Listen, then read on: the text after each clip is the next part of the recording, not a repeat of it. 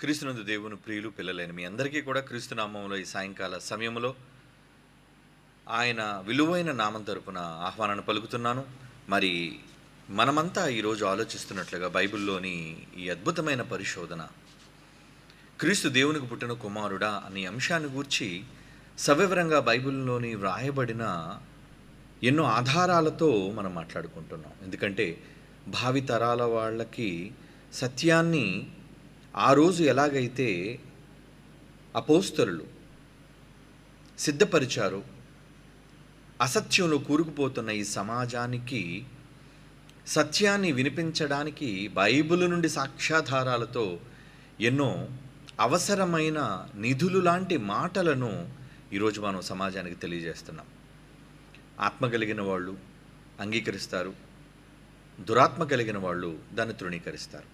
కనుక అంగీకరించకపోవటం అనేది వాళ్ళ కఠినమైన మనస్సును బట్టి ఉంటుంది. కానీ సత్య సంబంధులందరూ కూడా వాక్యముగా అంగీకరించే వాళ్ళందరూ కూడా సత్యాన్ని ఆలోచించి పరిశోధించి అంగీకరించక తప్పదు. కనుక ఈరోజు ఈ ప్రత్యేకమైన అంశాన్ని గూర్చి అనేక మందిలో సందేహాలు తలెత్తుతున్నప్పుడు ఆ యేసుక్రీస్తు వారిని గూర్చిన పుట్టుక, ప్రారంభం, దీని గురించి సవివరంగా బైబిల్లో వ్రాయబడింది. ఆ వ్రాయబడిన మాటల విషయమైన స్పష్టత మనకు చాలా అవసరం. కనుక ఒక మాట చదువుకొని ముందుకు వెళదాం. అపోస్తలుడైన పౌలు గారు కొలస్సీలకు రాస్తున్న పత్రిక 2వ అధ్యాయం 2వ వచనాన్ని చూడగలిగితే, ప్రియులారా, పౌలు గారు కొలస్సీలకు రాస్తున్న పత్రిక 2వ అధ్యాయం 2వ వచనం, నేను ఎంతగా పోరాడుచున్నానో మీరు తెలుసుకొని కోరుచున్నాను. వారు ప్రేమయందు అతుక్కబడి సంపూర్ణ గ్రహింపు యొక్క సకల ఐశ్వర్యము కలిగిన వారై దేవుని మర్మమై ఉన్న క్రీస్తును స్పష్టముగా తెలుసుకున్నవారై. ఏమండి, ఆయన కూడా ఆ రోజు క్రీస్తును ఒప్పింపచేయటానికి, ఆయన దేవుని కుమారుడు అని తెలియచేయటానికి, తండ్రి పంపగా వచ్చిన వారు అని ప్రకటించడానికి పోరాటమే చేశారట. ఎంతగా పోరాడుచున్నానో మీరు తెలుసుకొని కోరుచున్నాను. కనుక ప్రేమయందు దాన్ని అంగీకరించాలంటే ప్రేమయందు అతుకబడి సంపూర్ణ గ్రహింపు అంటున్నాడు. చూడండి, గ్రహింపు అంటే వ్రాయబడిన బైబిల్లోని మాటల యొక్క గ్రహింపు ఒకవేళ లేకపోతే, అది కూడా అరకొర గ్రహింపు కాదండి, సంపూర్ణ గ్రహింపు అంటున్నాడు. చూడండి, ఏదైనా సంపూర్ణంగా అర్థమైతేనే కదా భావం తెలిసేది.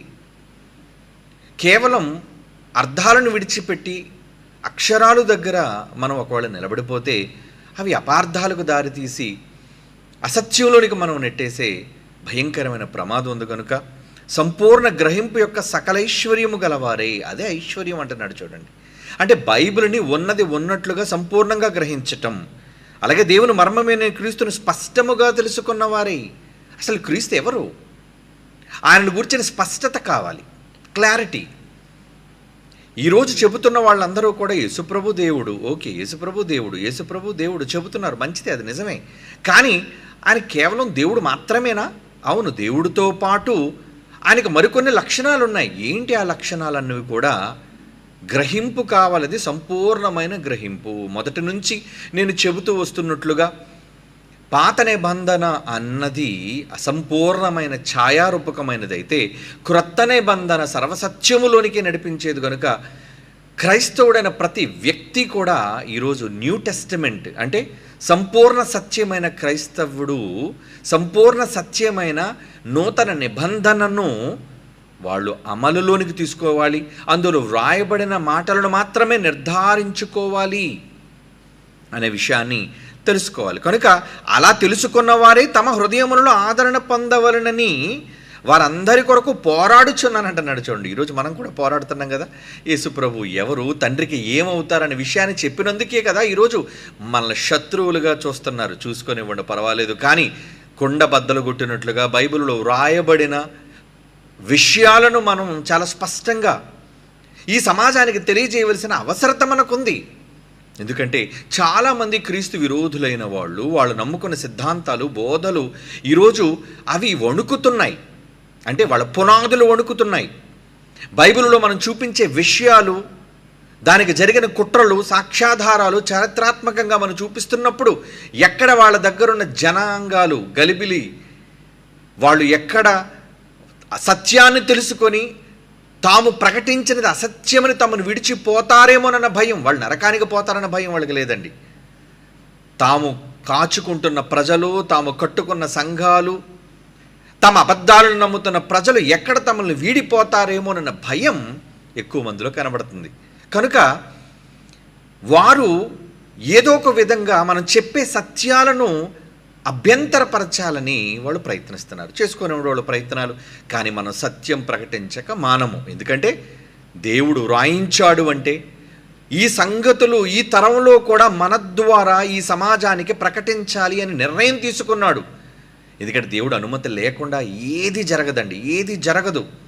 ఈరోజు ఏ రచ్చ జరిగినా, ఈరోజు ఏది జరిగినా, ఏ వివాదాస్పదమైనది కలిగినా అది దేవుని అనుమతితోనే జరుగుతుందని మర్చిపోకండి. కనుక మొదటి శతాబ్దంలో యేసుప్రభు వారికి ఉన్న గుర్తు ఏంటో తెలుసండి?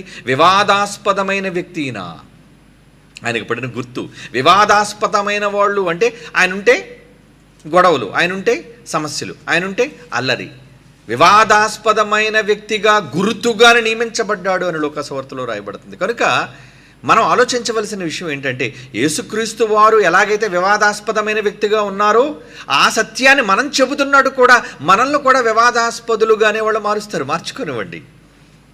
మనం సత్యం పక్షాన నిలబడిన వాళ్ళం కాబట్టి ఈ సత్యం కోసం పోరాటం చేసి ఈ సత్యాన్ని దృఢంగా బలంగా ప్రజల మధ్య మనం నెలకొల్పవలసిన బాధ్యత, స్థిరపరచవలసిన బాధ్యత మనందరి మీద ఉంది. కనుక ఆ యేసు ప్రభువును గూర్చిన స్పష్టత మనం తెలుసుకోవాలి. ఓకే, ఇప్పుడు మనం ఆలోచిస్తున్నట్లుగా మనందరిలో ప్రశ్నలు మెదులుతున్నట్లుగా యేసుక్రీస్తు వారు నిజంగా పుట్టారా అంటే ఈరోజు చాలామంది పుట్టుక అనగానే ఆ పుట్టుక అన్న దాని గురించిన వివరణ అర్థం కాకుండా పోతుంది. పుట్టటం అంటే ఏంటి? అదేదో పెద్ద పాపంగా, ఏమండి, అదేదో పెద్ద నేరంగా, పుట్టుక అనేది ఏదో పెద్ద నీచమైనదిగా, ఏమండి వాళ్ళు ఎంచుకుంటున్నారు.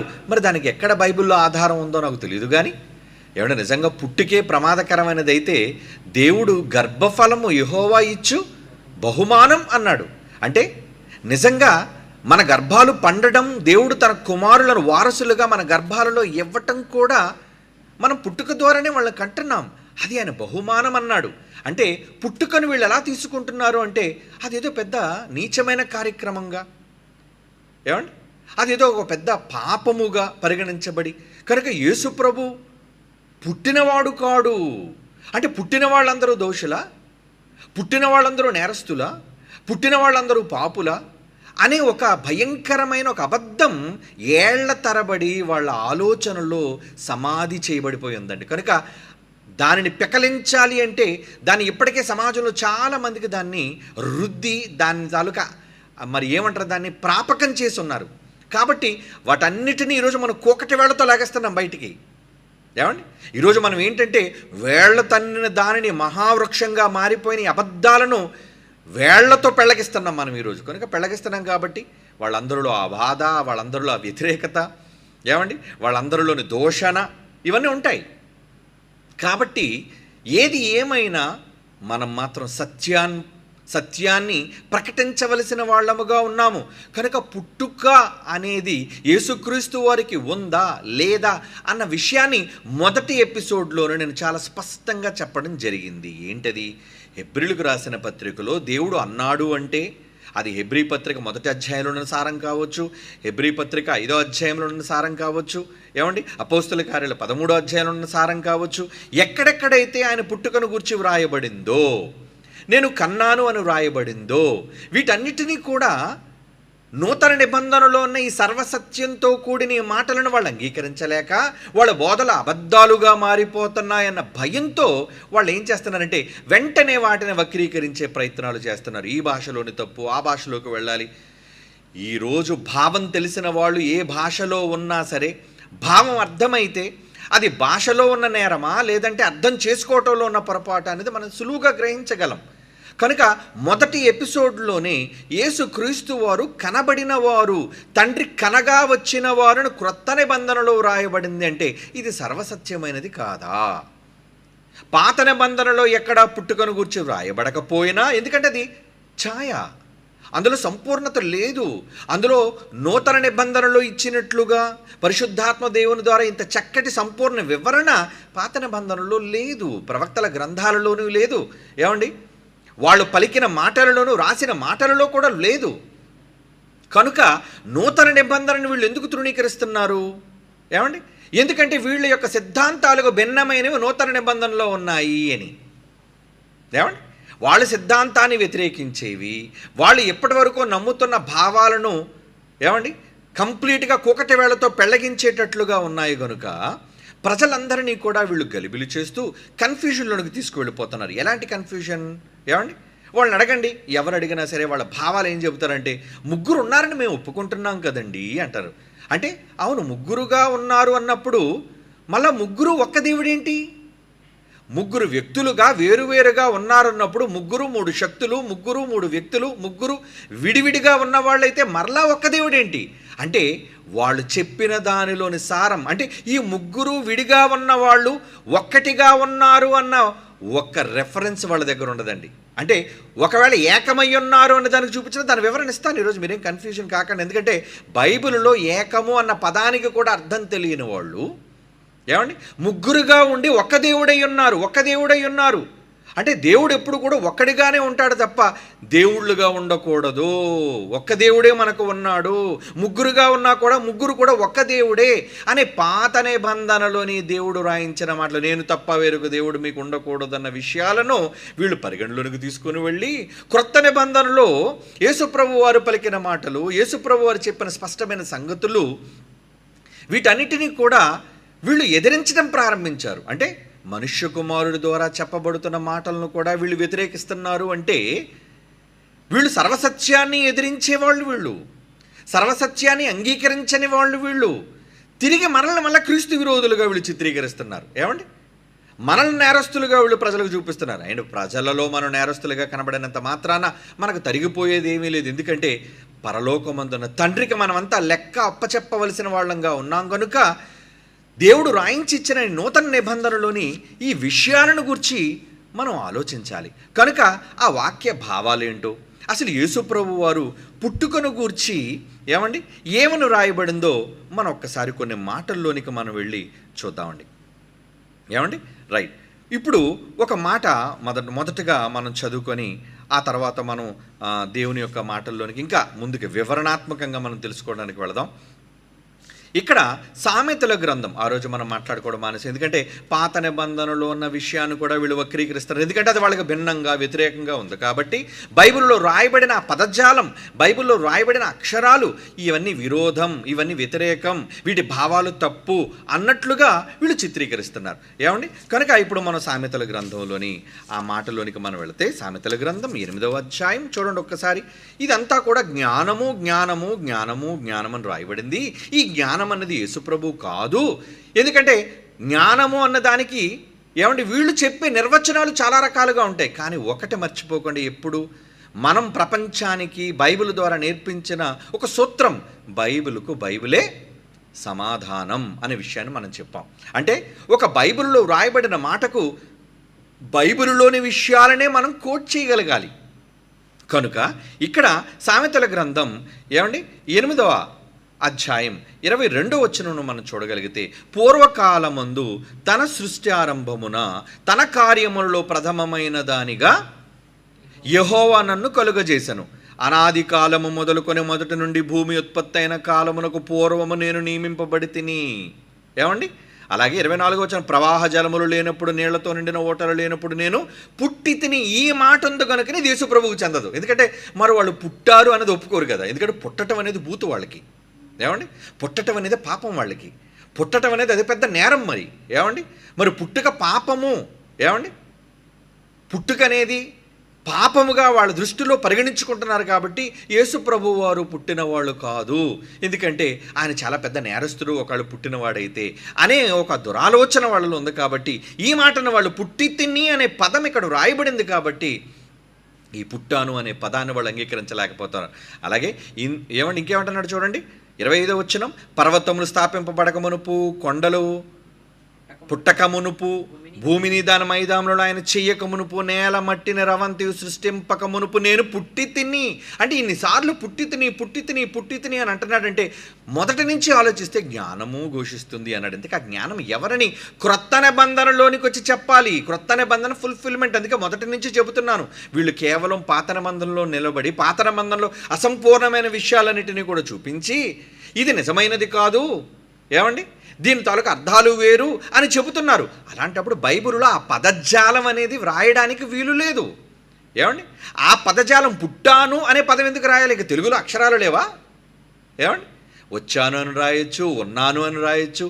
ఈ పుట్టుక అనే పదప్రయోగం జరిగిందంటే ఆదిమ హిబ్రూ భాషలోనైనా అది గ్రీకు భాషలోనైనా వ్రాయబడిన విషయాలు అలా ఉన్నాయి కనుక అందులో నుంచి ట్రూ ట్రాన్స్లేషన్ తెలుగు ఆదిమి హిబ్రూ గ్రీకు నుంచి డైరెక్ట్గా ట్రాన్స్లేట్ చేయబడింది కనుక మనము ఈ తెలుగు బైబిల్ను కూడా మనం ప్రాచీన ప్రతుల నుంచి తర్జుమా చేయబడింది కనుక భావం తప్పనంత వరకు దేనినైనా మనం అంగీకరించవచ్చు. కనుక ఇక్కడ పుట్టితిని అని ఒక జ్ఞానం చెబుతుందంటే జ్ఞానం ఎవరని సంపూర్ణతలోనికి వెళ్ళేసరికి బైబిల్ చెప్పింది. ఈ జ్ఞానము ఎవరు అని చెప్పింది?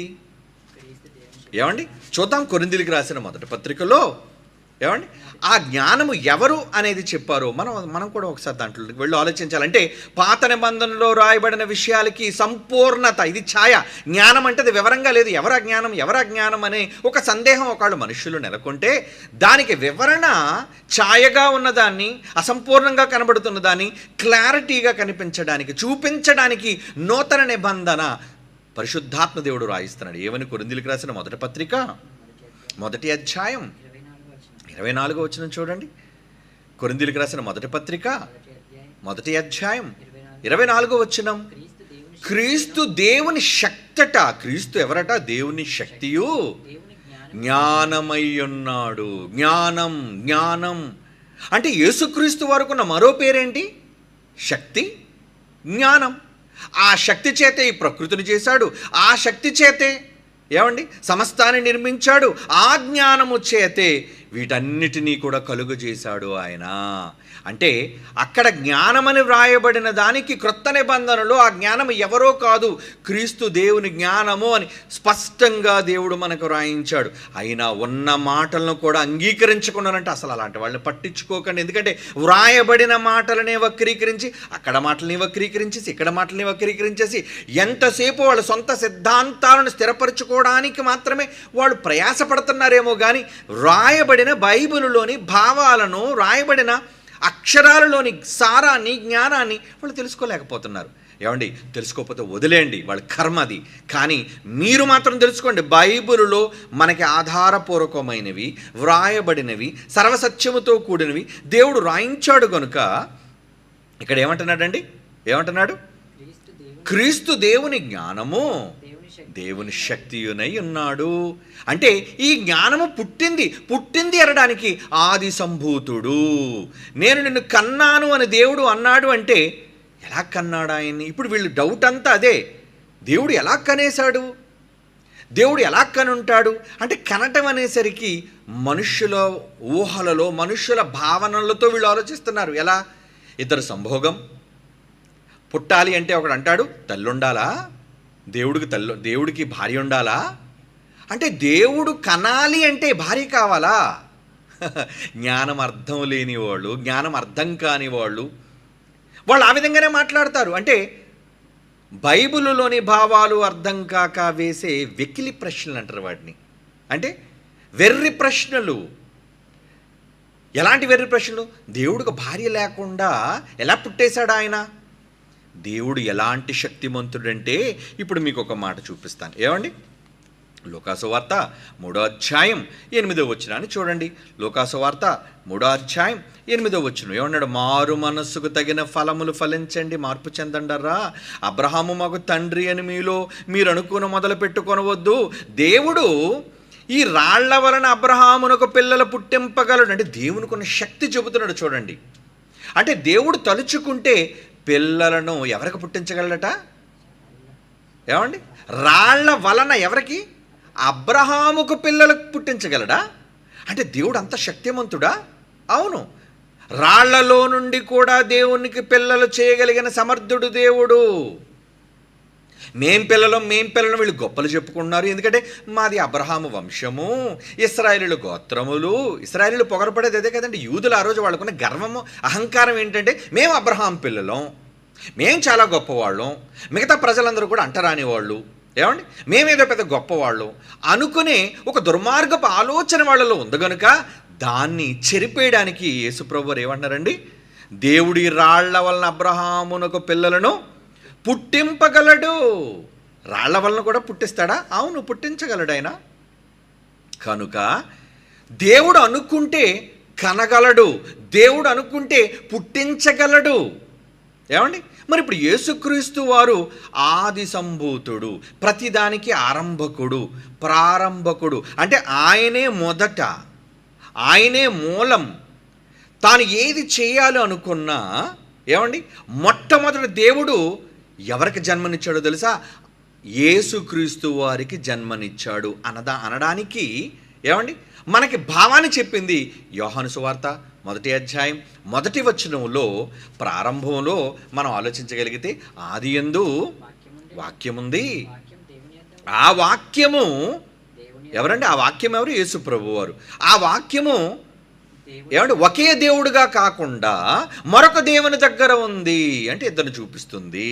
ఏమండి వీళ్ళందరూ ఇప్పుడు ఏమంటారంటే మేము ముగ్గురు దేవుళ్ళు లేరన్నామా, మేము ఒప్పుకుంటున్నాం కదా, కానీ ముగ్గురు దేవుళ్ళు మేము ఒప్పుకుంటున్నామని చెప్పుకొని చివరికి వచ్చి వీళ్ళు చెప్పే ఒక పనికిరాని మాట ఏంటంటే ఈ ముగ్గురు దేవుళ్ళు ఒక్క దేవుడుగా ఉన్నారు అనే అబద్ధాన్ని ప్రజల మధ్య చూపిస్తున్నారు. ఏమండి ముగ్గురు దేవుళ్ళుగా ఉన్నప్పుడు, ముగ్గురు వ్యక్తులుగా ఉన్నప్పుడు ముగ్గురుగా కనబడాలి, కానీ మళ్ళీ ముగ్గురు ఒకటవడం ఏంటి? ఎలా ముగ్గురు ఒకటిగా ఉన్నారనే దాని వివరణ ఎవరు వాళ్ళు? ఎలా ముగ్గురు ఒకటిగా ఉన్నారనేది మీరు సిద్ధాంతం, మీరు నమ్మి తీరాలి అంతే అంటారు. అంతే. బైబిల్ చూపించాలి. మనం ఏ మాట చెప్పినా దానికి ఆధారం, ప్రూఫ్ ఎక్కడ కనబడాలి? మనకి బైబిలులో కనబడాలి. అలాగే సంపూర్ణ సత్యంలోనికి వచ్చేసరికి ఇంకా స్పష్టంగా మనకు తెలియాలి. ఒకరా ముగ్గురా ఎలా ఉన్నారనే విషయాన్ని దేవుడు రాయించాడు మనకి. కనుక ఇక్కడ ఒక విషయాన్ని గురించి మనం ఆలోచించాలి. ఏంటది? యోహాను సువార్త 18వ అధ్యాయం యేసు ప్రభు వారు స్వయంగా చెబుతున్న మాట చూడండి. యోహాను సువార్త 18వ అధ్యాయం 37వ వచనం. యోహాను సువార్త 18వ అధ్యాయము 37వ వచనం. అక్కడ ఏమంటున్నాడు చూడండి.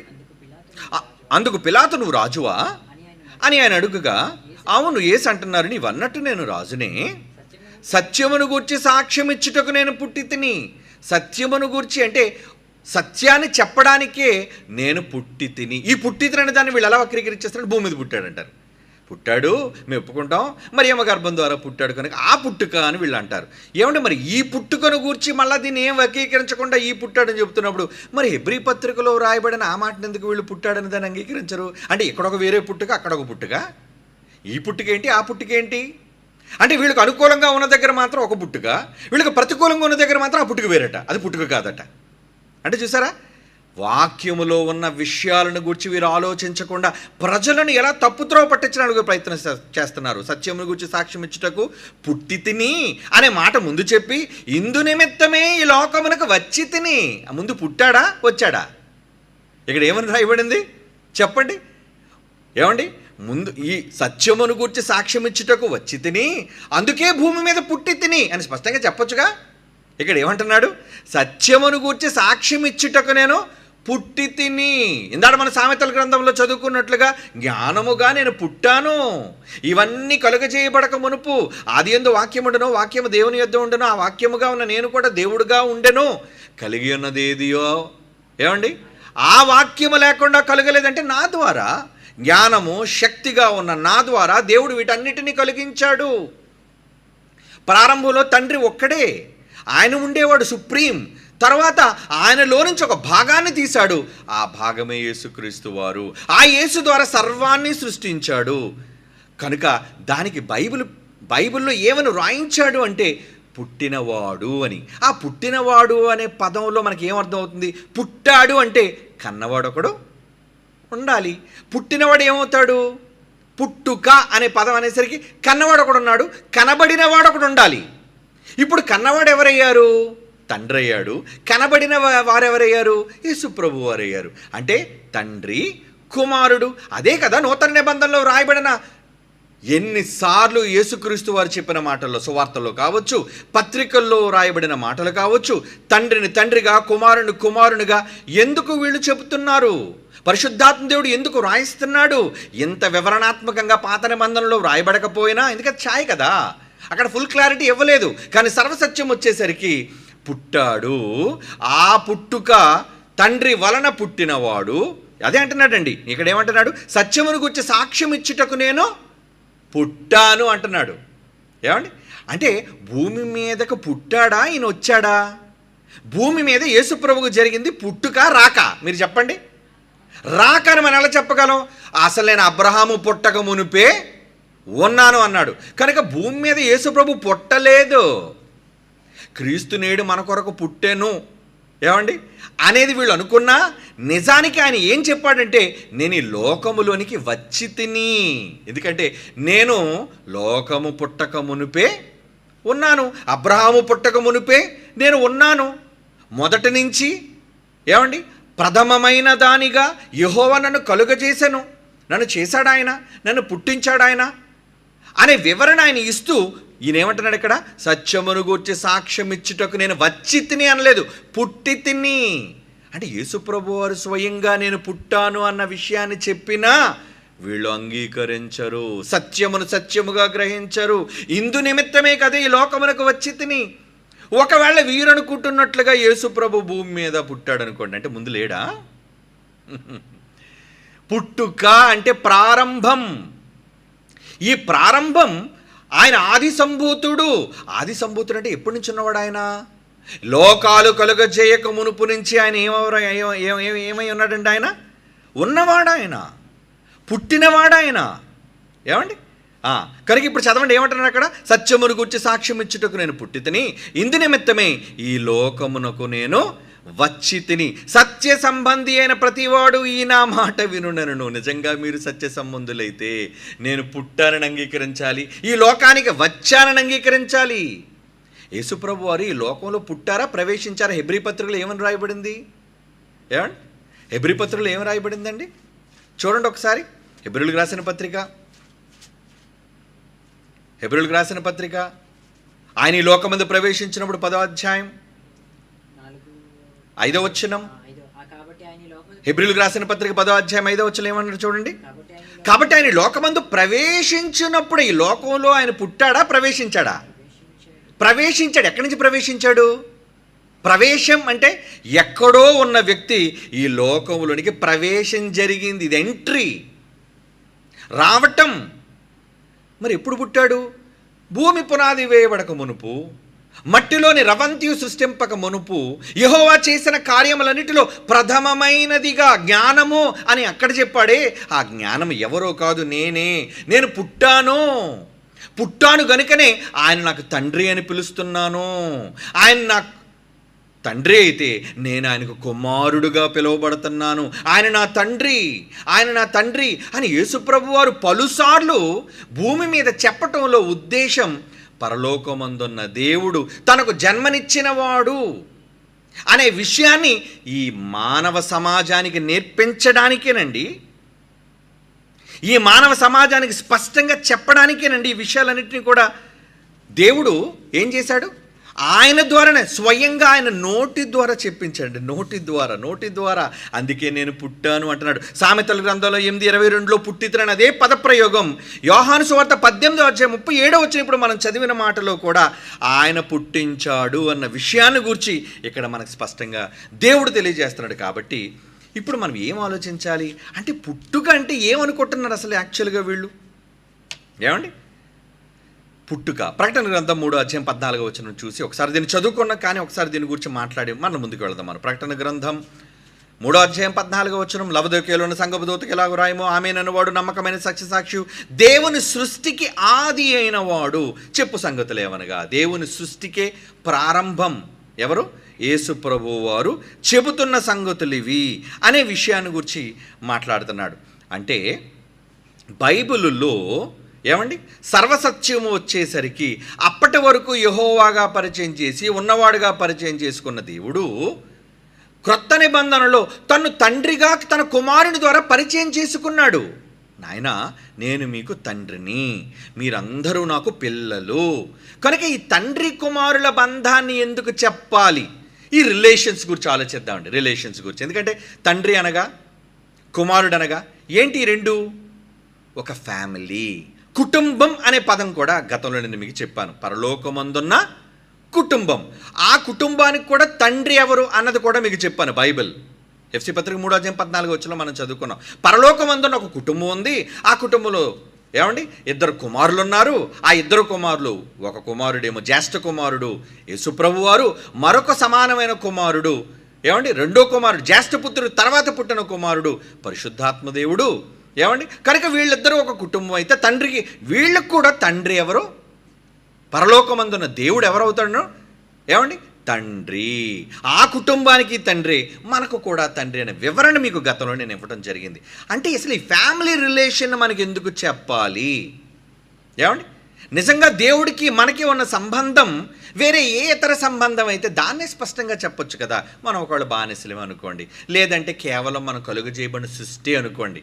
ఏమండి వీళ్ళు చాలామంది ఏమన్నారంటే ఈ మధ్యన కొత్త రకమైన ఒక భయంకరమైన ఒక అబద్ధాన్ని, బైబిల్గా భిన్నమైన బోధన ఏమని నేర్పిస్తున్నారంటే మనం చివరకు పిల్లలు కూడా కాము, కేవలం మనం సృష్టి చేయబడిన వాళ్ళం మాత్రమే.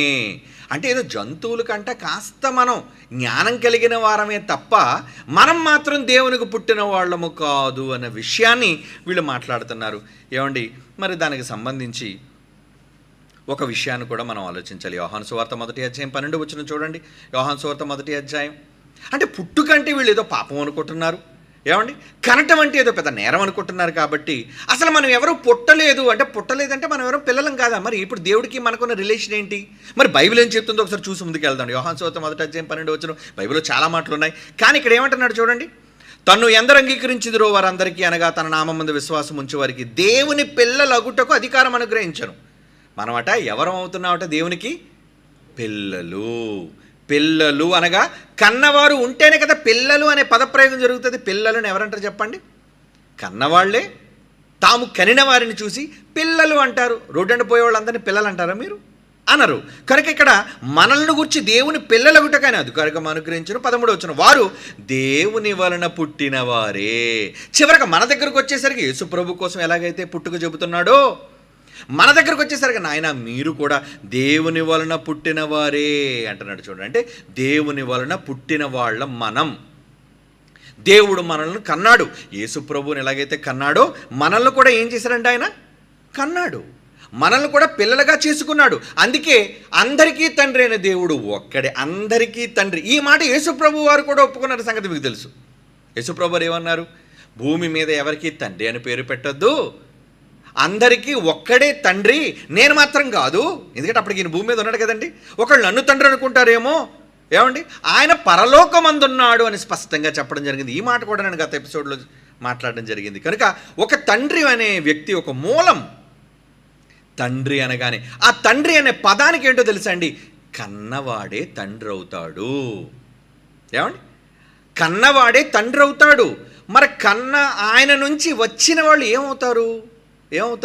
పిల్లలే అవుతారు కదా. తండ్రి నుంచి రావటం, తండ్రిలో నుంచి బయటికి రావటం, వాళ్ళు ఏమవుతారు చెప్పండి? పిల్లలు ఎవరా? ఏమండి ఈరోజు భూమి మీద అంటే బైబిల్ మనకు అర్థమయ్యే భాషలో రాయబడింది కాబట్టి మనం ఏదైతే ఈ సమాజంలో మనం అనుబంధాలు బంధాలు కలిగి ఉన్నామో, నిజానికి రిలేషన్స్, ఈ బంధాలు కూడా బైబిలే నేర్పించింది మనకి.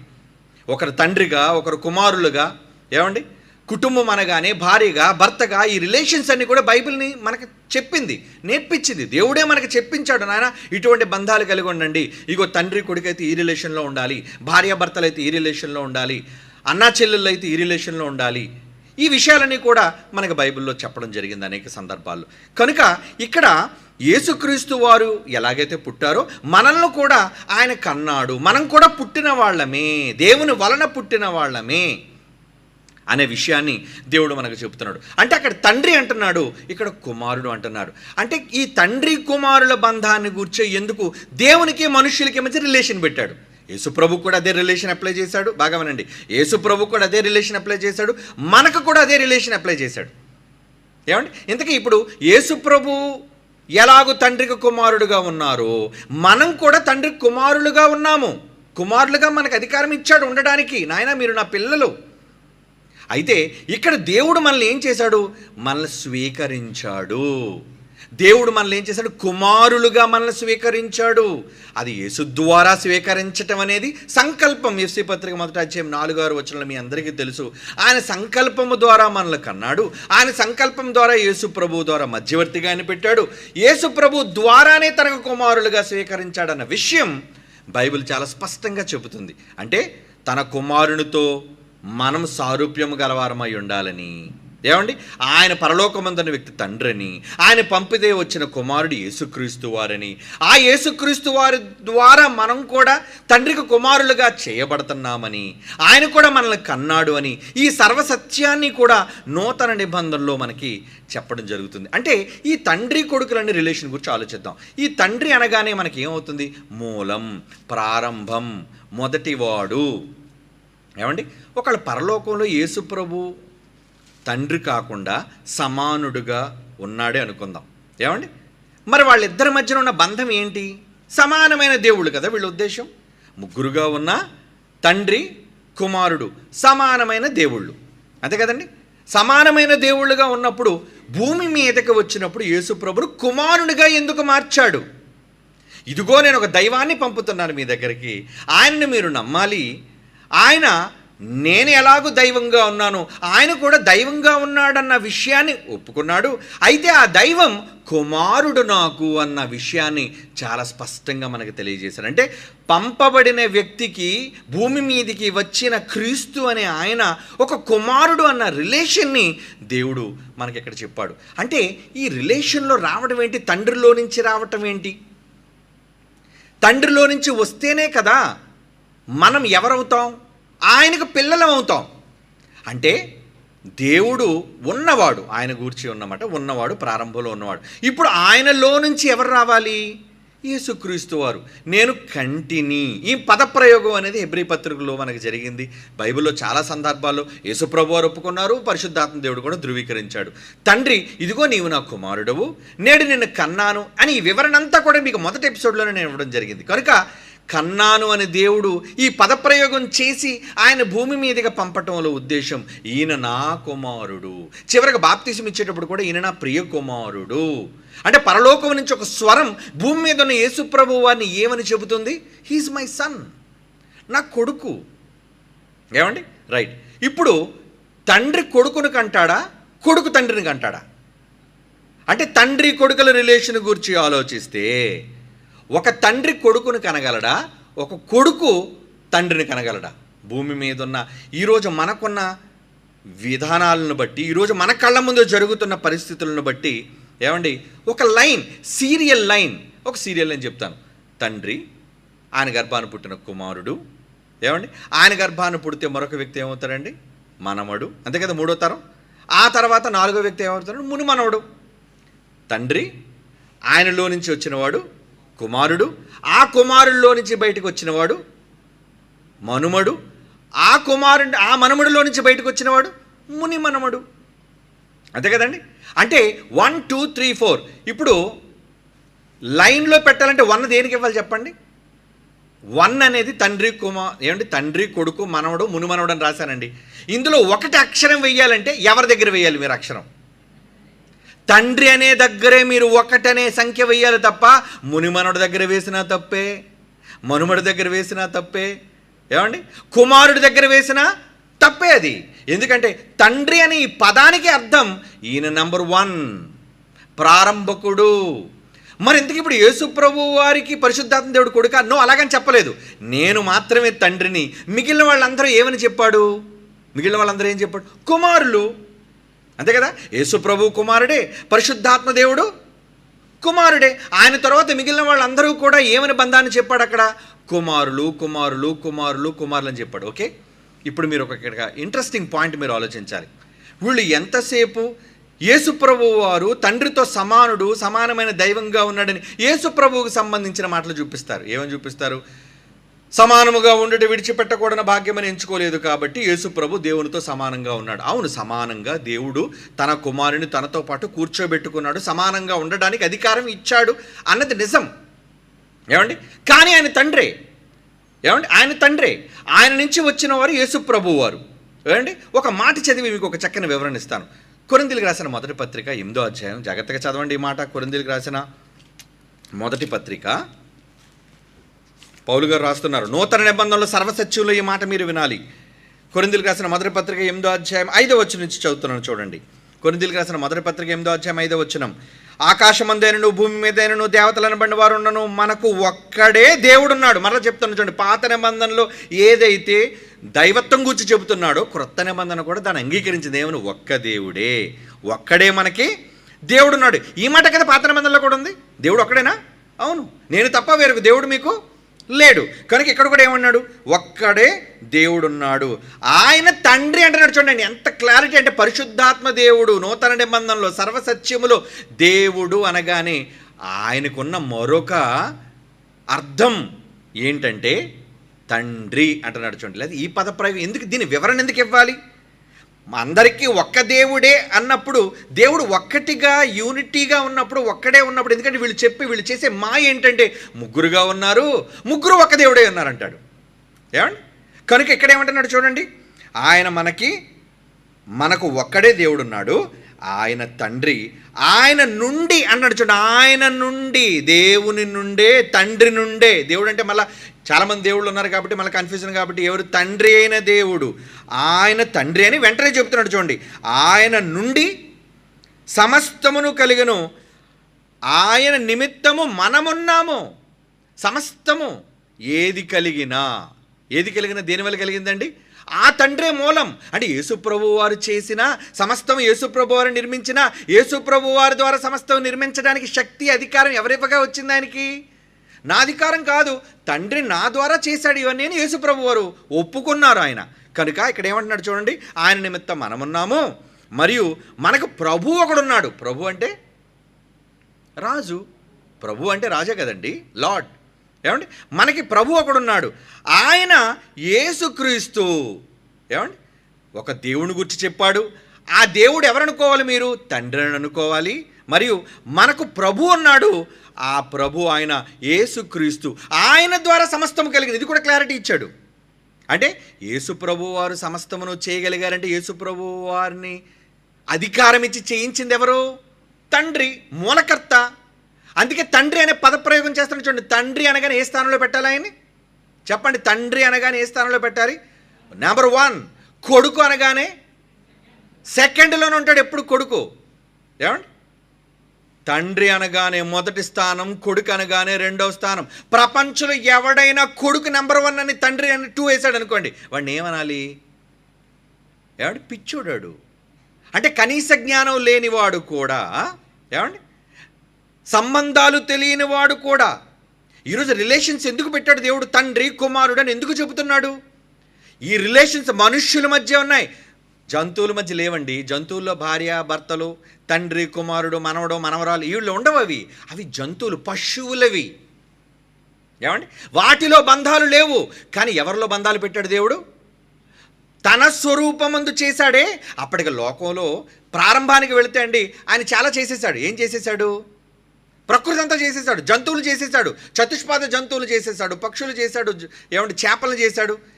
వీటన్నిటినీ కలుగజేసినా వాటిలో దేనికి దైవత్వాన్ని ఆపాదించలేదు. వాటి దగ్గర మన పోలిక చేద్దామన్నాడా? చెప్పండి. ఆయన పోలిక ఇచ్చింది జంతువులకా? ఏమండి? మనుష్యులకా? మనుష్యులకు మాత్రమే ఆయన పోలిక ఇచ్చాడు. అంటే సర్వానికి మూలం తండ్రిగా ఆయన ఉండి, ఇక్కడ ఈ వివరణ చూడండి ఎంత చక్కగా వివరణగా అరటిపండు ఒలిచినట్లుగా చెబుతున్నాడు. మనకు ఒక్కడే దేవుడున్నాడు, ఆ ఒక్క దేవుడిని తండ్రి. అంటే నేను తప్ప వేరొక దేవుడు లేడని పాత నిబంధనలు అన్న మాటకు అర్థమేంటో తెలుసా? నేను తప్ప వేరొక తండ్రి లేడు. అది పాత నిబంధనలు అన్నమాట. నాయన తండ్రి అని ఎవరిని పిలవకండి, తండ్రిని అని ఎవరిని అనకండి. ఏమండి? ఒకవేళ పాత నిబంధనలో ఒకవేళ మీరెవరు దేవుడు ఒక్కడే అనుకుంటే 82 కీర్తనలో మొదటి వచనంలోని 6వ వచనంలో దైవాల గురించి ఎందుకు మాట్లాడుతున్నాడు? ఏమండి?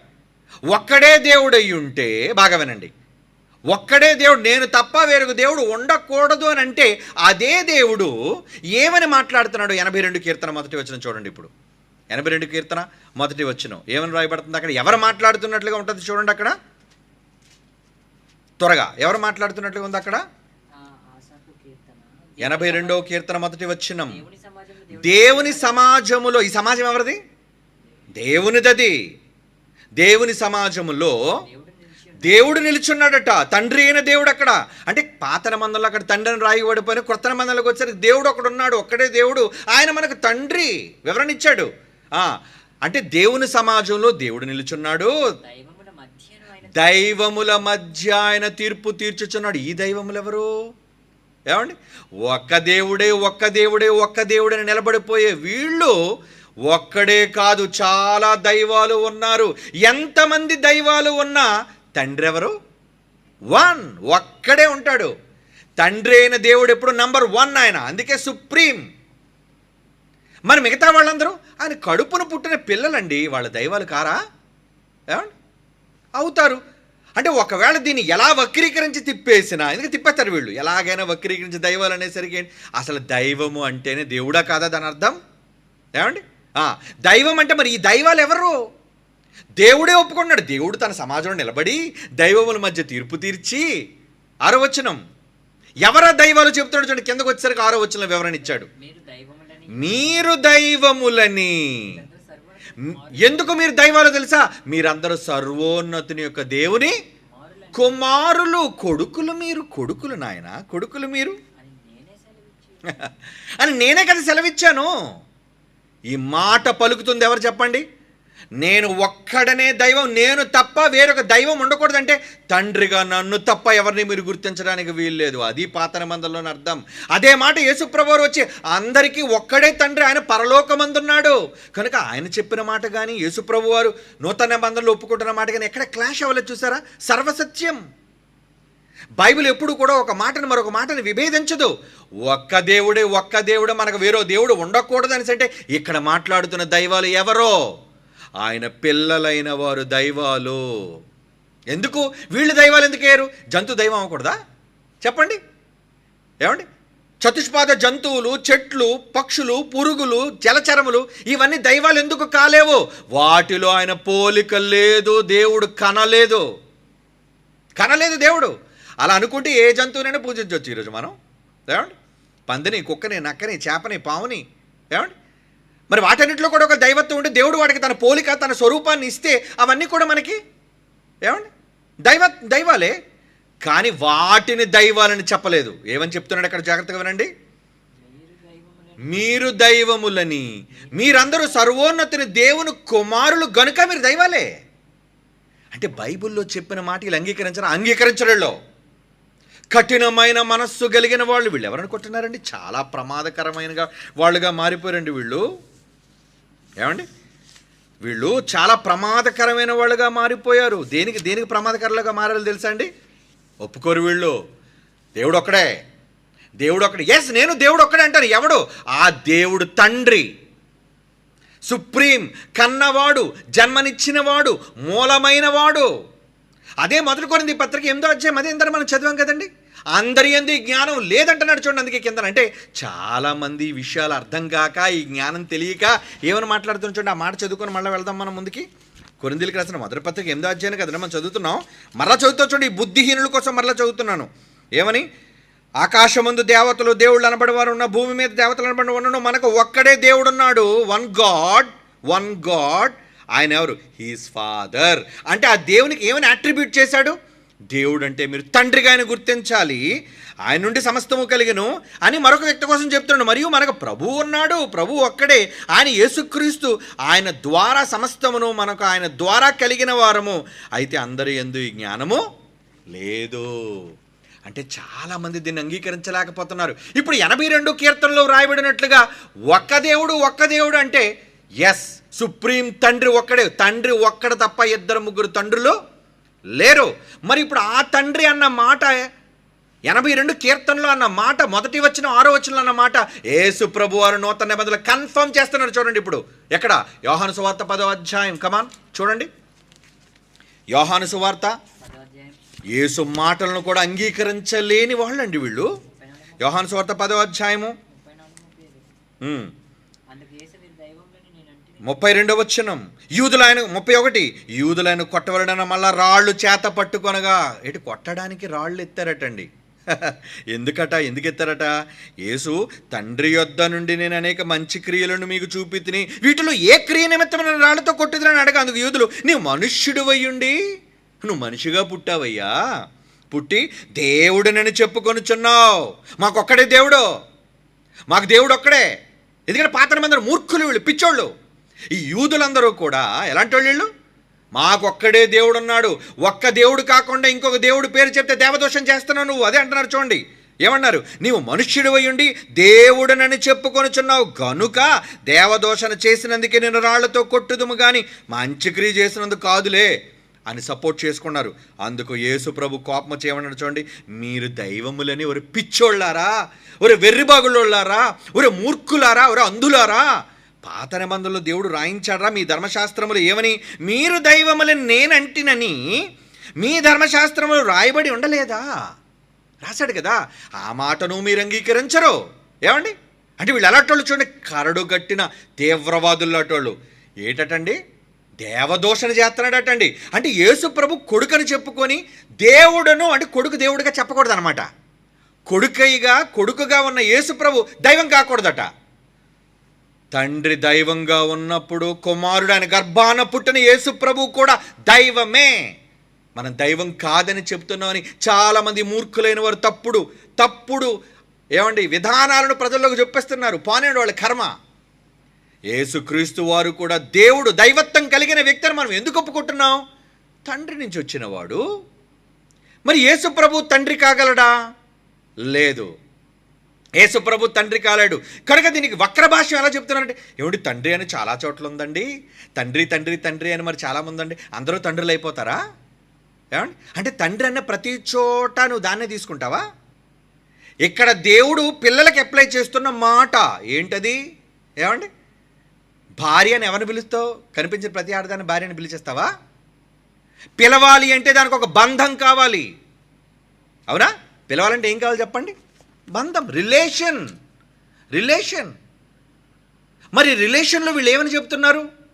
తండ్రి కుమారుడు, వీళ్ళిద్దరి మధ్యన తండ్రి కుమారుల బంధం ఉంది. తండ్రి దేవుడైతే ఆయన గర్భాన పుట్టిన కొడుకు కూడా దేవుడని పాత నిబంధనలో చెబితే ఆ రోజు యూదులు రాళ్ళు తీశారు కొట్టడానికి, దేవదోషణ అన్నారు. ఈరోజు మనం ఏం చెప్తున్నాం చెప్పండి? ఏమండి ఒక్క దేవుడు మాత్రమే కాదర్రా, ఆయన గర్భాన పుట్టిన వాళ్ళు కూడా దేవుళ్ళుగా ఉండడానికి అవకాశం ఇచ్చాడు అంటే మరలా వీళ్ళకో దేవదోషం చేస్తున్నాడు, ఒక్క దేవుడిని ఒప్పుకోవట్లేదు, అందరినీ దేవుళ్ళు అంటున్నారు. దైవంగా బ్రతకకూడదా? దేవుని వాక్యం ఎవరికి వస్తే వారు దైవములు అంటే నేను అర్థమైన వాడి దైవం. దేవుని వాక్యం ఎవరికి వచ్చినో ఆ కింద మాట అంటాడు చూడండి, దేవుని వాక్యం ఎవరికి వచ్చినో వారే దైవములు. 35వ వచనంలో అన్నాడు. అంటే నేను అర్థమైతే ఎవడైనా దైవాలుగా ఒప్పుకుంటాడు, మారుతాడు. ఒకళ్ళు నేను అర్థం కాకపోతే ఆ రోజు వాళ్ళు రాళ్ళు తీశారు, ఇప్పుడు ఆ నిబంధన లేదు కానీ లేదా వీళ్ళు కూడా రాళ్ళతో కొడుతురండి మనల్ని. ఏమండి ఈరోజు దోషణకరమైన మాటలు మాట్లాడుతూ అయ్యో దేవుని దేవదోషణ చేస్తున్నారు వీళ్ళు, ఒక్క దేవుడని ఏకత్వాన్ని వీళ్ళు పోగొడుతున్నారు. ఒరే పిచ్చోళ్ళారా, ముగ్గురు దేవుళ్ళు, మరలా చెప్తున్నాను, తండ్రి కుమారుడు పరిశుద్ధాత్ముడు వేరువేరుగా ఉన్నారు అన్ని కాలాల్లో. వీళ్ళు ఏం చేస్తారంటే తండ్రి కుమారుడు ముగ్గురు ఒప్పుకుంటాము కానీ ఒక్క దేవుడుగా ఉన్నారు. ఈ తప్పుడు మాట తీసేయాలి. ఏమనంటే దేవుడు ఒక్కడే బైబిల్ చెప్పింది. ఆ ఒక్కడేంటో తెలుసా? తండ్రి. అది యేసు చెప్పాడు, పరిశుద్ధాత్మ దేవుడు పౌలు ద్వారా రాయించాడు, తండ్రి. అలాగని తండ్రి దేవుడైనంత మాత్రాన మిగతా వాళ్ళు దేవుళ్ళ కాలేరా, కాకూడదా? ఎస్, దేవుళ్ళుగా మారగలరు, ఉండగలరు. యేసుప్రభు అర్థమైతే వాళ్ళు దైవాలుగా ఉండగలరు.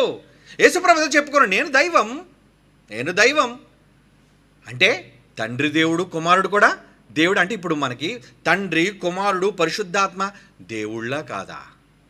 ఏమండి వీళ్ళు ఎంతసేపు యేసు ప్రభువుని సమానుడిగా చేస్తున్నారు. యేసు ప్రభు సమానుడు, ఎందుకంటే దైవం కదండి, ముగ్గురు దైవాలు కదండి, సమానులు కదండి. ఏమండి అలా అనుకుంటే వీళ్ళు యేసు ప్రభు కోసమే చూపించగలుగుతున్నారు కానీ పరిశుద్ధాత్మ దేవుడు తండ్రి కుమారుడితో సమానుడని బైబిల్ ఎక్కడ చూపించమనండి వీళ్ళని. చెప్పమనండి వెళ్ళి. తండ్రి కుమారుడు సమానుడని రెఫరెన్స్లు చూపిస్తున్నారు. మరి పరిశుద్ధాత్మ దేవుణ్ణి మీరెందుకురా ఏకం చేశారు? పరిశుద్ధాత్మ దేవుణ్ణి ఎందుకు తండ్రి కుమారుడితో పాటు చేర్చేశారు? దానికున్న బేస్ ఏంటి? దానికున్న ఆధారం ఏంటి? ఏమండి చెప్పండి. లేదు. తండ్రి అయిన దేవునితో ఆయన సమానమైన దేవుడు, కుమారుడు కుమారుడని ఒప్పుకోర్లండి, యేసుప్రభువే సమానుడైన దేవుడు. మరి పరిశుద్ధాత్మను కూడా సమానుడైన దేవునిగా చేయడానికి బైబిల్లో ఏ ఆధారం మీకు ఉంది? ఏమండి? పరిశుద్ధాత్మ దేవుడు తండ్రి అయిన దేవుడితో సమానుడు అనడానికి వీళ్ళు చెప్పే జవాబు ఏంటి చెప్పండి? సమానుడుగా ఉండడానికి దేవుడు అవకాశం ఇస్తే ఎవరైనా సమానులేనండి. వీళ్ళు ఎంతసేపు ఏం చెప్తున్నారంటే ఏకం ఏకం ఏకం ఏకం అని పాకం చేస్తున్నారా వీళ్ళందరూ కూడా? ఏమండి? వీళ్ళు ఎంతసేపు ఏం చేస్తున్నారు? ఏకము అని దానికోసం చెప్తున్నారు కదా. అవును, సమాన దేవుళ్ళు అయితే ఏమండి వీళ్ళు చూపించే మాట చూద్దాం. ఏకమై ఉన్నాము అని యేసుప్రభు వారు చెప్పిన మాట యోహాను సువార్త 10వ అధ్యాయం 30వ వచనం ఇందాక చెప్పిన మాట తర్వాతే ఏమండి యోహాను సువార్త 10వ అధ్యాయంలో ఇందాక 34వ వచనంలో మనం చదువుకున్నాం ఏమని? మీరు దైవములు. దానికన్నా ముందేమన్నాడు? యోహాను సువార్త 10వ అధ్యాయం 30వ వచనం నేను తండ్రిని ఏకమై ఉన్నామని వారితో చెప్పను. ఏకం అన్నాడు. నన్ను చూచినవాడు తండ్రిని చూచినట్టు అన్నాడు. ఒకటే అన్నాడు. ఓరి పిచ్చోళ్ళారా, ఏకమై ఉన్నారు అన్న పదానికి ఒకవేళ ముగ్గురుగా లేరు, ముగ్గురు ఒక్క దేవుడుగా ఉన్నారు అనేదే ఒకవేళ మీ విధానం అయితే యేసుప్రభు ఏకమైన ప్రతి చోట అదే పదాన్ని ప్రయోగించకూడదు, అర్థాన్ని తీసుకోకూడదు.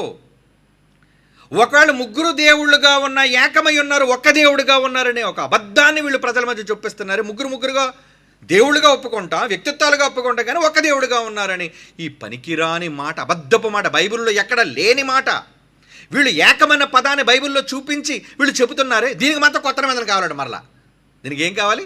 కొత్త నిబంధనలు కావాలి. మరి పాత నిబంధన వద్దా? ఏమంటే పాత నిబంధనలు అలాగైతే ఒక మాట మరి మీరు చూడాలి. పాత నిబంధనలో ఏమని చూడాలి? యెషయా గ్రంథం, ఆ మాట చూసి ఇక్కడికి వద్దాం. యెషయా గ్రంథం 43వ అధ్యాయం 3వ వచనం 7వ వచనం చూడండి, చాలా ఇంపార్టెంట్. Come on quick. యెషయా గ్రంథం 43వ అధ్యాయం 3వ వచనం అక్కడ ఏమని రాస్తున్నాడు చూడండి. యెహోవానగు నేను మీకు దేవుడను, ఇశ్రాయేలు పరిశుద్ధ దేవుడు నేనే, నిన్ను రక్షించువాడను.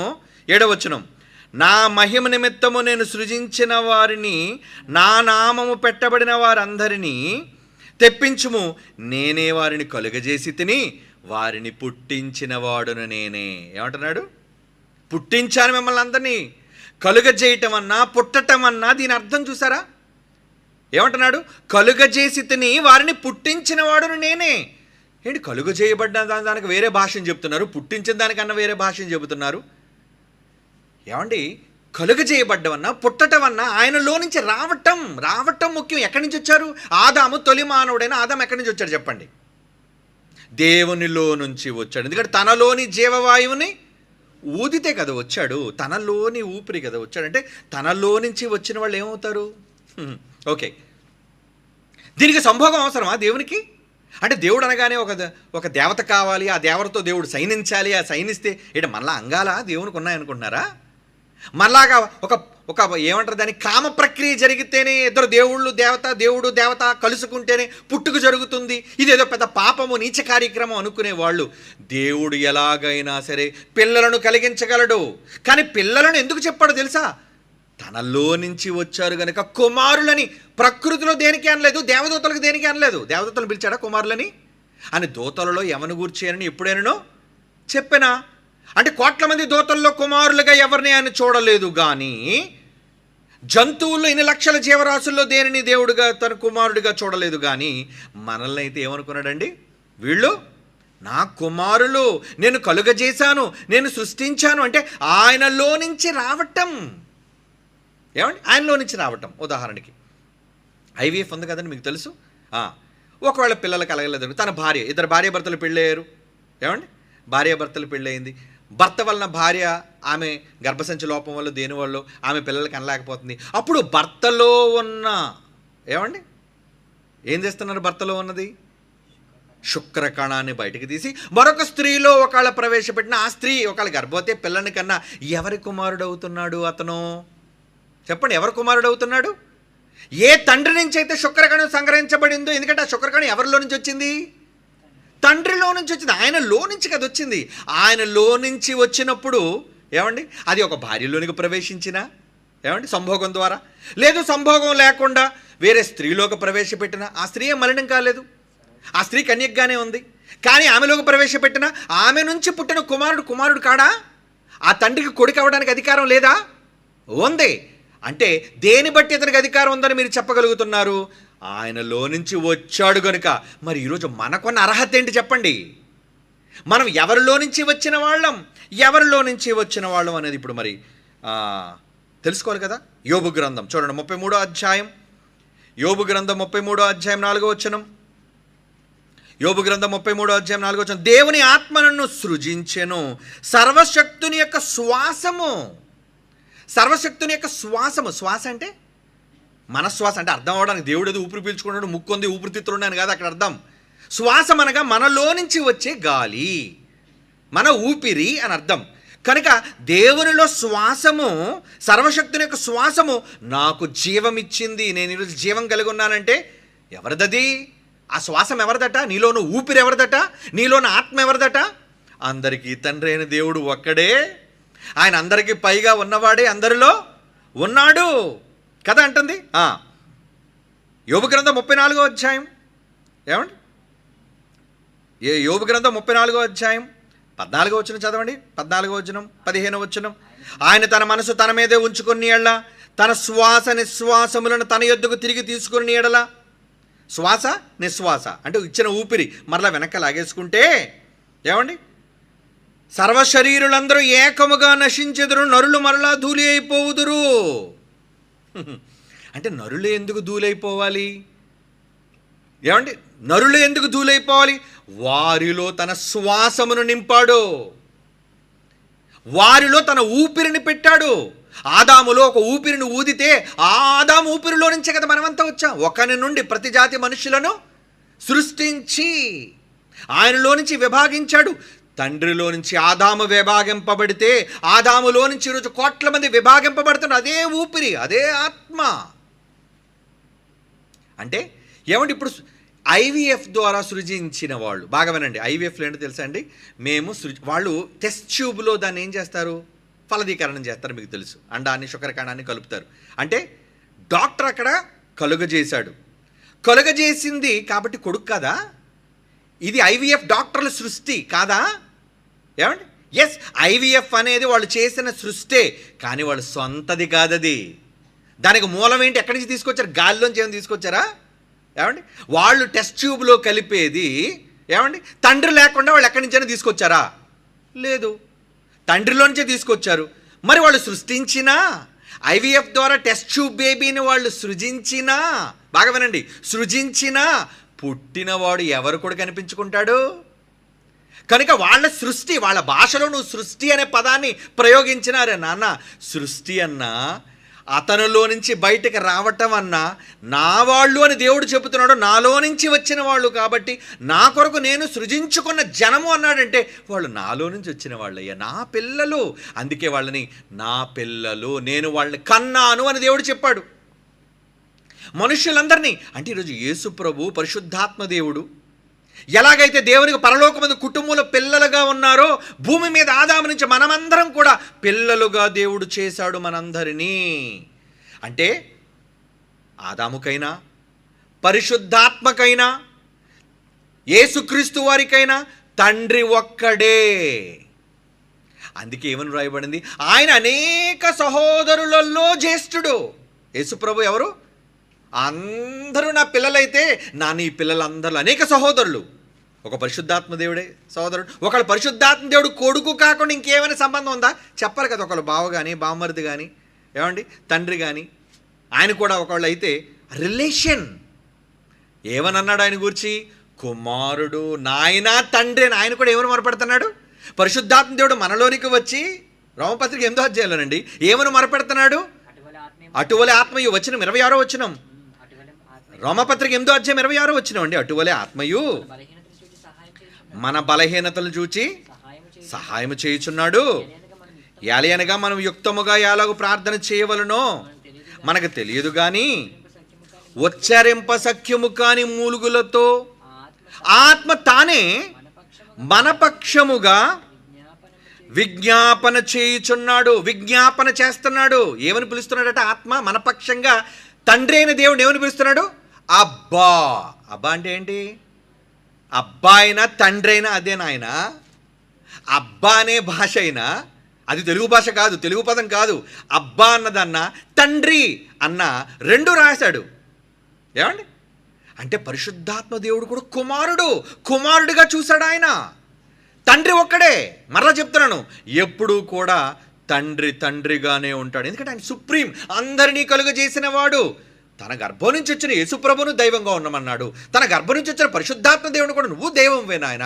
చివరికి ఆయన గర్భం నుంచి వచ్చిన పిల్లలుగా మనల్ని కూడా దైవాలుగా ఉండే అధికారం మీకు ఇస్తున్నాను ఆయన. దేవుని సమాజంలో నేనే నిలబడ్డాను, నేనే సెలవిస్తున్నాను, మీరు సర్వోన్నతులైన దేవుని కుమారులు, దైవములు అని. ఇప్పుడు చెప్పండి, దేవుడు ఒక్కడా? చాలామంది దేవుళ్ళు ఉన్నారు. అంటే వాళ్ళు ఇప్పుడు ఈ మాటను వీళ్ళు ఎలా ప్రయోగిస్తారు తెలుసా? అంటే అండి, మనం కూడా హైందవులో చాలామంది దేవుళ్ళు మొక్కాలా? మమ్మల్ని మొక్కమని చెప్పట్లేదు, ఎప్పుడూ కూడా మొక్కాల్సింది ఏమండి? తండ్రి. యేసుప్రభు కూడా ఎవరిని పూజించాడు? యేసుప్రభు ఎవరిని పూజించాడని ఏమండి? యోహాను సువార్త. యేసుప్రభు వారు ఎవరిని పూజించినట్లుగా అక్కడ యోహాను సువార్తలో రాయబడింది చూడండి. యోహాను సువార్త 4వ అధ్యాయం ఏమండి 21వ వచనం. అమ్మ ఒక కాలం వచ్చున్నది. యోహాను సువార్త 4వ అధ్యాయం 21. అమ్మ ఒక కాలం వచ్చున్నది, ఆ కాలం నీ పర్వతం మీద యెరూషలేములో మీరు తండ్రిని ఆరాధించరు. ఏమండి? నా మాట నమ్ము, మీరు మీకు తెలియని దాన్ని ఆరాధించేవారు, మేము మాకు తెలిసిన దాన్ని ఆరాధించేవారము. 23. అయితే యథార్థముగా ఆరాధించేవారు ఆత్మతోను సత్యముతోను తండ్రిని ఆరాధించు కాలము వచ్చుచున్నది. నాకు తండ్రి ఆయన. ఏమండి? నేను కూడా ఆయన ఆరాధకుల్లో ఒక్కడని. అది ఇప్పుడునూ వచ్చి ఉన్నది. తన్ను ఆరాధించువారు అట్టివారే కావాలని తండ్రి కోరుచున్నాడు. తన్ను అంటే ఇక్కడ యేసుప్రభు కోసం చెప్పట్లేదు, తనని ఆరాధించేవారు అటువంటి కావాలి అని ఏమండి తండ్రి కోరుకుంటున్నాడు. ఆ తండ్రి కోరుకోవటంలో నేను కూడా ఒక తండ్రి ఆరాధకుడను. ఏమండి? యేసుప్రభు ఒకళ్ళు మనకు పూజ్యనీయుడిగా ఉన్నా, ఏమండి యేసుప్రభు వారు మనకి అన్నగా మనం అనుకున్న జ్యేష్ఠుడిగా ఉండని దాన్ని బట్టి ఏమంటే సోదరులు కదా, సోదరులో మొదట పుట్టినవాడిని అన్న అని పిలుస్తాం మనం. కనుక యేసుక్రీస్తు వారు కూడా ఏమంటున్నాడంటే తన్ను ఆరాధించేవారు కూడా అట్టివారు కావాలని తండ్రి కోరుకొనుచున్నాడు అంటున్నాడు. చూడండి, అంటే వీళ్ళందరూ కూడా తండ్రిని ఆరాధించే వాళ్ళలో యేసుప్రభు కూడా ఉన్నాడు. యేసుప్రభు గారు కూడా తండ్రిని ఆరాధించే వ్యక్తిగా ఉన్నారు. మరి ఏకం అంటే ఒక దేవుడు మరొక దేవుడు ఎందుకు పూజించాలి చెప్పండి? మరి మన అలాగైతే యేసుప్రభు దేవుడై ఉండి మరొక దేవుడుగా తండ్రిని ఆరాధించాలా? ఏమండి? తండ్రికి మొక్కాలా? ఏమండి? ఆయన పోను దేవుడని పిలిచాడా? యేసుప్రభు వారు తండ్రిని దేవుడని పిలిచాడా లేదా? యోహాను సువార్త చూడండి ఒక మాట. యోహాను సువార్త 21వ అధ్యాయం ఏమండి? యోహాను సువార్త 21వ అధ్యాయంలో ఏమని మాట్లాడుతున్నారు యేసుప్రభు వారు? ఒక మాట చూద్దాం. యోహాను సువార్త 21వ అధ్యాయంలో ఆయన తిరిగి లేచిన తర్వాత కనబడ్డారు. ఎవరికి కనబడ్డారు? 20వ అధ్యాయం 17వ వచనం. ఆయన సమాధిని గెలిచిన తర్వాత యేసు ఆమెతో ఇంకను తండ్రి వద్దకు ఎక్కిపోలేదు, తండ్రి ఉన్నాడు పైని, నేను ఎక్కడున్నాను, నన్ను లేపాడు మృతుల్లో నుంచి ఆయనే, ఇవన్నీ మీకు తెలుసు. ఏమండి? తండ్రి వద్దకు ఎక్కిపోలేదు కనుక నన్ను ముట్టుకోవద్దు, అయితే నా సహోదరుల వద్దకు వెళ్ళి. యేసుప్రభు మిగతా వాళ్ళతో ఏమన్నాడు? ఈయన దేవుడైతే మిగతా వాళ్ళని ఏమని పిలాలి? నా పిల్లల దగ్గరికి వెళ్ళి. ఏమండి? ఆయన దేవుడు అని అనకూడదు, ఆయన తండ్రి అని అనకూడదు. మరి ఈయన కూడా సమానుడైన దేవుడు కదా. పరలోకమందున్న దేవుడు ఒకవేళ తండ్రి కాకపోతే ఈయన కూడా పరలోకానికి వెళ్ళిన తర్వాత సమానమైన దేవుడైతే ఏమనాలి? నేను కూడా దేవుడుగా ఉండేటకు వెళ్ళబోతున్నాను, నేను కూడా యెహోవా అయిన దేవుడి దగ్గరికి వెళ్ళి ఆయన దగ్గర కూర్చోబోతున్నాను అని అనాలి. కానీ ఏమంటున్నాడు? ఇదిగో నేను తండ్రి యొద్దకు ఎక్కిపోవచ్చున్నాను, అయితే నువ్వేం చేయాలి? ముట్టుకోవద్దు. నా సహోదరులు. వీళ్ళందరూ ఎవరట? వీళ్ళందరూ ఎవరు చెప్పండి? భూమి మీద మిగతా వాళ్ళందరూ యేసుప్రభుకి ఏమని యేసుప్రభు స్వయంగా చెప్పుకున్నాడు? సహోదరులు. నేను ఎలాగైతే తండ్రి కొడుకునో వాళ్ళు కూడా నాకు తమ్ముళ్ళు, వాళ్ళు కూడా తండ్రికి పిల్లలు, నా సహోదరులు వాళ్ళు. తండ్రి యేసుప్రభు దేవుడైతే వాళ్ళ సహోదరులుగా ఎందుకు చూస్తున్నాడు చెప్పండి? మళ్ళీ అదే తండ్రి అన్నాడు ఎప్పుడైనా మీరందరూ నా సోదరులని? తండ్రి అయిన దేవుడు ఎక్కడైనా బైబిల్లో అన్నాడా మీరు నా సోదరులు అని? యేసు అన్నాడు కానీ ఎక్కడ తండ్రి అయిన దేవుడు భూమి మీద ఉన్న వాళ్ళు నా సోదరులు అనలేదు. ఒకవేళ సమాంతరంగా పుట్టిన పిల్లలైతే యేసుప్రభుని చూసి నా సోదరుడు అని తండ్రి అయిన దేవుడు అనాలి. ఎందుకంటే ఒకవేళ ముగ్గురు ఒకేసారి పుట్టారు అనుకోండి, అనుకుందాం, వాళ్ళకి అన్నది ఎవరో మనకు తెలియదు, వదిలేయండి. ముగ్గురు ఒకవేళ సమానమైన దేవుళ్ళు అయితే తండ్రి ఎలాగ దేవుడు, యేసుప్రభు వారు కూడా అలాగే దేవుడు, పరిశుద్ధాత్మ దేవుడు కూడా అలాగే దేవుడై ఉండాలి. అప్పుడు వీళ్ళ ముగ్గురు మధ్య ఉన్న బంధం ఏంటి? ఏమవ్వాలి? ముగ్గురు కొడుకులే లేదా ముగ్గురు దేవుళ్ళే, అవునా? మరి అలాంటప్పుడు ఆయన భూమి మీదకి వచ్చిన తర్వాత ఏమన్నాడు? ఆయన్నేమో తండ్రిని పిలుస్తున్నాడు. భూమి మీద ఉన్న మనందరినీ ఏమంటున్నాడు? నా సహోదరుల ఎద్దుకు వెళ్ళి ఏం చెప్పాలో తెలుసమ్మా నువ్వు?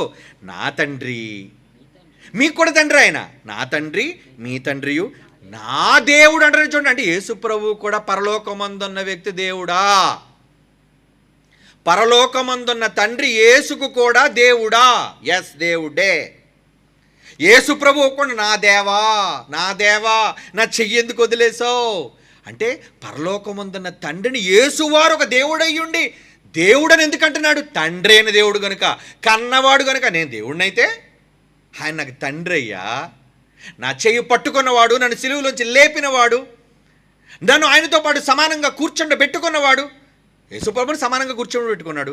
మరి పరిశుద్ధాత్మ దేవుడిని ఎక్కడికి సమానంగా కూర్చోబెట్టుకున్నాడు? ఎక్కడ లేదే. ఏమండి? వీళ్ళు మాత్రం చేస్తారు, ఇక్కడ మాత్రం వీళ్ళు పరిశుద్ధాత్మ దేవుడిని సమానంగా చేసి వచ్చాట. ఏమండి? కొడుకంటే తప్ప? ఏమండి?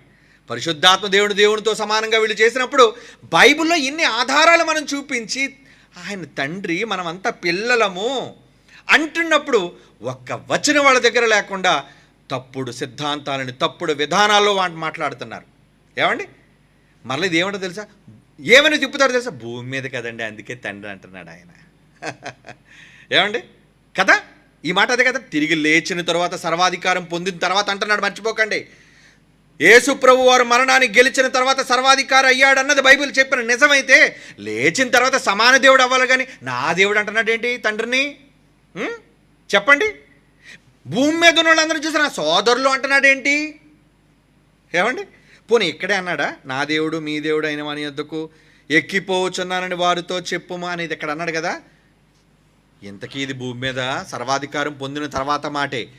ఇప్పుడు ముగింపులో జరిగే మాట కూడా ఇప్పుడు మీకు చూపిస్తాను. ఏంటి ముగింపులో అంటే యేసు ప్రభు వారు సంఘాన్ని తండ్రికి అప్పగించేటప్పుడు ఏమని చెబుతున్నాడో మత్తయి సువార్త 25వ అధ్యాయం తీయండి. ఇప్పుడు మత్తయి సువార్త 25వ అధ్యాయం 31వ వచనం సందర్భం చూడండి. మత్తయి సువార్త 25వ అధ్యాయం 31వ వచనం ఏమంటున్నాడు? తన మహిమతో మనుష్య కుమారుడు ఆయన సమస్త దూతల్లో వచ్చినప్పుడు తన మహిమ గల సింహాసనం మీద ఆసీనుడై ఉండును. అప్పుడు సమస్త జనములు ఆయన ఎదుట పోగు చేయబడుదురు. గొల్లవాడు గొర్రెలు వేరు చేసినట్లు వారిని వేరుపరిచి తన కుడివైపున ఉన్న వారిని చూచి మేకలను పెట్టాడు. 34వ వచనంలో అప్పుడు రాజు తన కుడివైపు ఉన్న వారిని చూచి ఏమంటున్నాడు చూడండి. అప్పుడు అంటే ఇది ఎప్పుడు సందర్భం చెప్పండి? ఇది ముగింపు సందర్భం, ఫైనల్ జడ్జిమెంట్. ఇందాక యేసుప్రభు సర్వాధికారి లేచిన తర్వాత మనల్ని సోదరులు అంటున్నాడు, పరలోకమందుని తండ్రి అంటున్నాడు. ఓకే, మరి ఇక్కడ ఏమంటున్నాడు? మత్తయి సువార్త 25వ వచనం. యేసుప్రభు మాటలు ఒప్పుకోరా? ఒప్పుకోకపోతే పోతారు. ఒప్పుకోవాలి.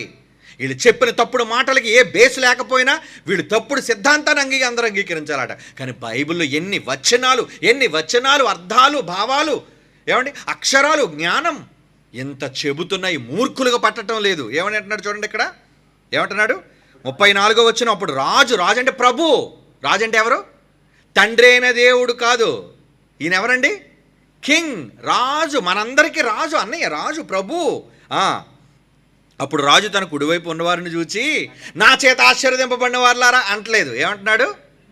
నా తండ్రి చేత ఆశీర్వదింపబడిన వారులారా అంటున్నాడు. ఏంటి? లేచిన తర్వాత కూడా ఈయనకి తండ్రి ఉన్నాడా?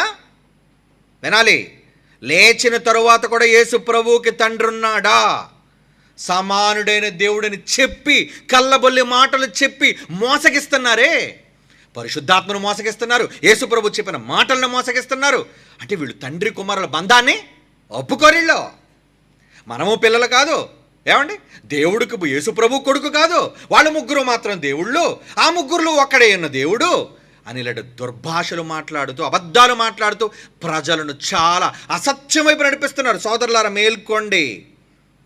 బైబిల్లో చూపిస్తున్న అక్షరాలను చదివి తెలుసుకోండి. లేదా మనోనేత్రములు గుడ్డితనం అయిపోతే ఇక మిమ్మల్ని ఎవ్వరూ కాపాడలేరు. తిరిగి లేచిన తర్వాత ఇందాడు నా తండ్రి నా దేవుడు అని ఆయన పిలుస్తుంటే, ఇక్కడ ముగింపులో తండ్రి చెప్పాడు కదా, ఆ గడి గురించి నాకు తెలియదు, నువ్వు వెళ్ళు నాయన అంటాడు కదా. తండ్రి చూచి అన్నాడు, నువ్వు వెళ్ళు నాయన, వెళ్ళి నా పిల్లల్ని తీసుకొచ్చాయి అన్నప్పుడు యేసుప్రభు రెండో రాకడలో వస్తాడే, మనుష్య కుమారుడు తన మహిమగల, అందుకే సందర్భాన్ని చూపించాను మళ్ళీ వీళ్ళు కలిపి జరుపుతారని, మహిమగల సింహాసనంతో తన దూతలతో వచ్చినప్పుడు ఎక్కడికి వస్తాడు? భూమి మీదకి. రెండవ రాకడ. ఈ రెండవ రాకడలో ఏమని సంబోధిస్తున్నాడు చూడండి, 34వ వచనం. అప్పుడు రాజు తన కుడివైపు ఉన్నవారిని చూచి, నా తండ్రి చేత ఆశీర్వదింపబడిన వారులారా, అంటే పరలోకంలో తండ్రి ఉన్నాడు, ఆయన మిమ్మల్ని అందరిని ఆశీర్వదించాడు. నా తండ్రి అంటున్నాడు చూడండి, నా తండ్రి. ఓకే, మరి ఆశీర్వదింపబడిన వీళ్ళెవరో? వీళ్ళని ఏమని పిలిచాడో చూడండి, వీళ్ళని ఏమని పిలిచారో చూడండి. ఈ సందర్భం అంతా మీకు తెలుసు. కిందకి వెళ్ళేసరికి 30వ వచనం చూడండి, రాజు ఏమంటున్నాడు? మనల్ని ఉద్దేశించి ఏమంటున్నాడు? 30వ వచనం, క్షమించండి 40వ వచనం, మత్తయి సువార్త 25వ అధ్యాయం 40వ వచనం. అందుకు రాజు, ఎవరి రాజు? యేసు ప్రభు. ఓకే, కుమారుడైన దేవుడు కుమారుడు. అందుకు రాజు, మిక్కిలి అల్పులైన ఈ నా సహోదరులలో ఒకనికి మీరు చేసి తిరిగి, ఎందుకు మిమ్మల్ని నేను తండ్రి దగ్గర తీసుకెళ్తున్నానంటే, మీరెవరు? మిక్కిలి అల్పులైన నా సోదరులు. అంటే భూమి మీద నుంచి పరలోకానికి తండ్రికి అప్పగించడానికి తీసుకెళ్ళిన వాళ్ళని ఏమని పిలుస్తున్నాడు? సోదరులు అంటున్నాడు. పరలోకంలో ఉన్న వ్యక్తిని ఏమని పిలుస్తున్నాడు? తండ్రి అంటున్నాడు. అంటే తిరిగి లేవక ముందు కానీ తిరిగి లేచిన తరువాత కానీ తండ్రే, కుమారుడు యేసు ప్రభువే. మనం కుమారులమే, మనం కూడా కుమారులమే. అందుకే మనల్ని సోదరులను సంబోధిస్తున్నాడు. ఏమిటి, యేసు ప్రభుకి మతి లేదా మనల్ని సోదరులను సంబోధించడానికి? ఒక దేవుడు ఉండి మనల్ని సోదరులను ఎందుకు సంబోధిస్తున్నాడు చెప్పండి? ఎక్కడైనా తండ్రి అయిన దేవుడు భూమి మీద ఉన్న మనుషులు సహోదరులు అని సంబోధించాడా? నెవర్, ఎక్కడా లేదు. ఎందుకంటే కన్నవాడండి, ఎందుకు అలాగంటాడు? ఏమండి, అంటే తండ్రి కుమారుల బంధం చూడండి. వీళ్ళు ఏంటంటే ప్రతి చోట తండ్రి అంటే అన్ని తండ్రులు ఒకటేనా? తండ్రులు వేరు. ఏమండి, తండ్రి అనగానే పెద్దవాడే తండ్రి అవుతాడు. అన్ని అర్థాలు దానికి తీసుకొచ్చి పెట్టినా ఎప్పుడు తండ్రి మొదటి స్థానంలోనే ఉంటాడు. తండ్రి మొదటి స్థానంలోనే ఉండాలి. నెంబర్ 1 ఆయన. కొడుకు అనగానే నెంబర్ 2. ఏమంటే నా పక్కన మా తండ్రి జైశాలి గారు నిలబడితే ఒకటి ఎక్కడ పెడతారు చెప్పండి మీరు? పోనీ మీరు కన్నా మీ పిల్లల దగ్గర ఒకటి మీ దగ్గర వేసుకుంటారా, మీ పిల్లల దగ్గర వేసుకుంటారా? అలా వేశారంటే బుద్ధిహీనులని మీరు అర్థం. బొత్తిగా సంబంధ బాంధవ్యాలు తెలియని వాళ్ళని అర్థం. అవునండి, బొత్తిగా సంబంధ బాంధవ్యాలు తెలియకపోతే, బంధాలను గురించి తెలియకపోతే దేవుడి బంధాలు ఎందుకు రాయించాడు? ఆయన తండ్రిని ఎందుకు పిలువబడ్డాడు? నేను కుమారుడిగా ఎందుకు చూపించాడు? మనందరినీ పిల్లలుగా ఎందుకు చెప్పాడు చెప్పండి? 1 సుప్రీం ఫాదర్, ఒక్కడే ఉన్నాడండి తండ్రి. ఒక్కడే ఉన్నాడు. అంటే అందరినీ తండ్రిని పిలిచేయొచ్చా? ఏమంటే మరి చాలామందిని తండ్రిని పిలిచాడు. పౌలు గారు తన తిమోతికి తండ్రి అయ్యాడు కదండి. మరి మీరు కూడా డాడీ అని పిలుస్తున్నారు కదండి జైశాలి గారిని. ఏ డాడీ? ఆత్మ సంబంధమైన తండ్రి, మాకు వాక్యాన్ని భిక్ష పెట్టిన తండ్రి. అవునా? జైశాలి గారు మీకు వాక్యం నేర్పించిన తండ్రి అంతే. కానీ ఆత్మలకు తండ్రి ఎవరు? ఒక్కడే, 1 and only. మనందరికీ తండ్రి ఆయనకే పేరు పెట్టాలి. తండ్రి అని దేవాది దేవునికే వెళుతుంది, సుప్రీంకే వెళుతుంది. అది యేసు ప్రభు కాదు. యేసు ప్రభు తండ్రిగా పిలువబడినా, ఇప్పుడు ఎలాగైతే మీరు తండ్రులుగా పిలువబడుతున్నారో యేసు ప్రభు కూడా పేరు పెట్టబడింది. ఏమని? నిత్యుడగు తండ్రి, నిత్యము ఉన్న తండ్రి అనే పేరు. కానీ ఆయనకు కూడా తండ్రి ఉన్నాడా? నిత్యుడుగు తండ్రిని యేసు ప్రభు కూడా తండ్రి ఉన్నాడా? ఒప్పుకున్నాడు, నా తండ్రి. లేచిన తర్వాత కూడా నా తండ్రి, మీరు నా సోదరులు అన్నాడు. ఆయననేమో తండ్రి అన్నాడు. అంటే ఇక్కడ తండ్రి కుమారుల బంధాన్ని గురించి మనం ఆలోచిస్తే, తండ్రి అని పిలవాలంటే దేవుణ్ణే పిలవాలి. తండ్రి అయిన దేవుణ్ణే పిలవాలి. పదం ఉంది కదా అని ఉపయోగిస్తే ఎలాగా? ఏమండి, భార్యని అమ్మ అని పిలవచ్చా? బాగా వినండి, భార్యని అమ్మ అనొచ్చా? అమ్మని భార్య అనొచ్చా చెప్పండి? అనడానికి వీల్లేదు. భార్యలో అమ్మను చూసుకోగలవేమో, కానీ అమ్మ పెళ్ళం కాలేదురా నీకు. అంటే కన్నాది గనుక అమ్మ మాత్రమే నీకు జన్మనిచ్చింది. నీ భార్య హైందవ సోదరులు చెప్పినట్టు పనిలో కార్యేషు దాసి, కరణేషు మంత్రి, భోజ్యేషు మాత, రకరకాల పాత్రలు వహించినా నిన్ను కన్నది కాలేదు నీ భార్య. అవునా? భార్య కన్నదా మనల్ని చెప్పండి? మరి ఇప్పుడు దేవుడు ఏకమై ఉన్నాడని భార్యాభర్తల బంధాన్ని పెట్టేస్తున్నారు కదా వీళ్ళు. ఇప్పుడు చూడండి, ఆ మాట చూసి ముగించుకుందాం మనం.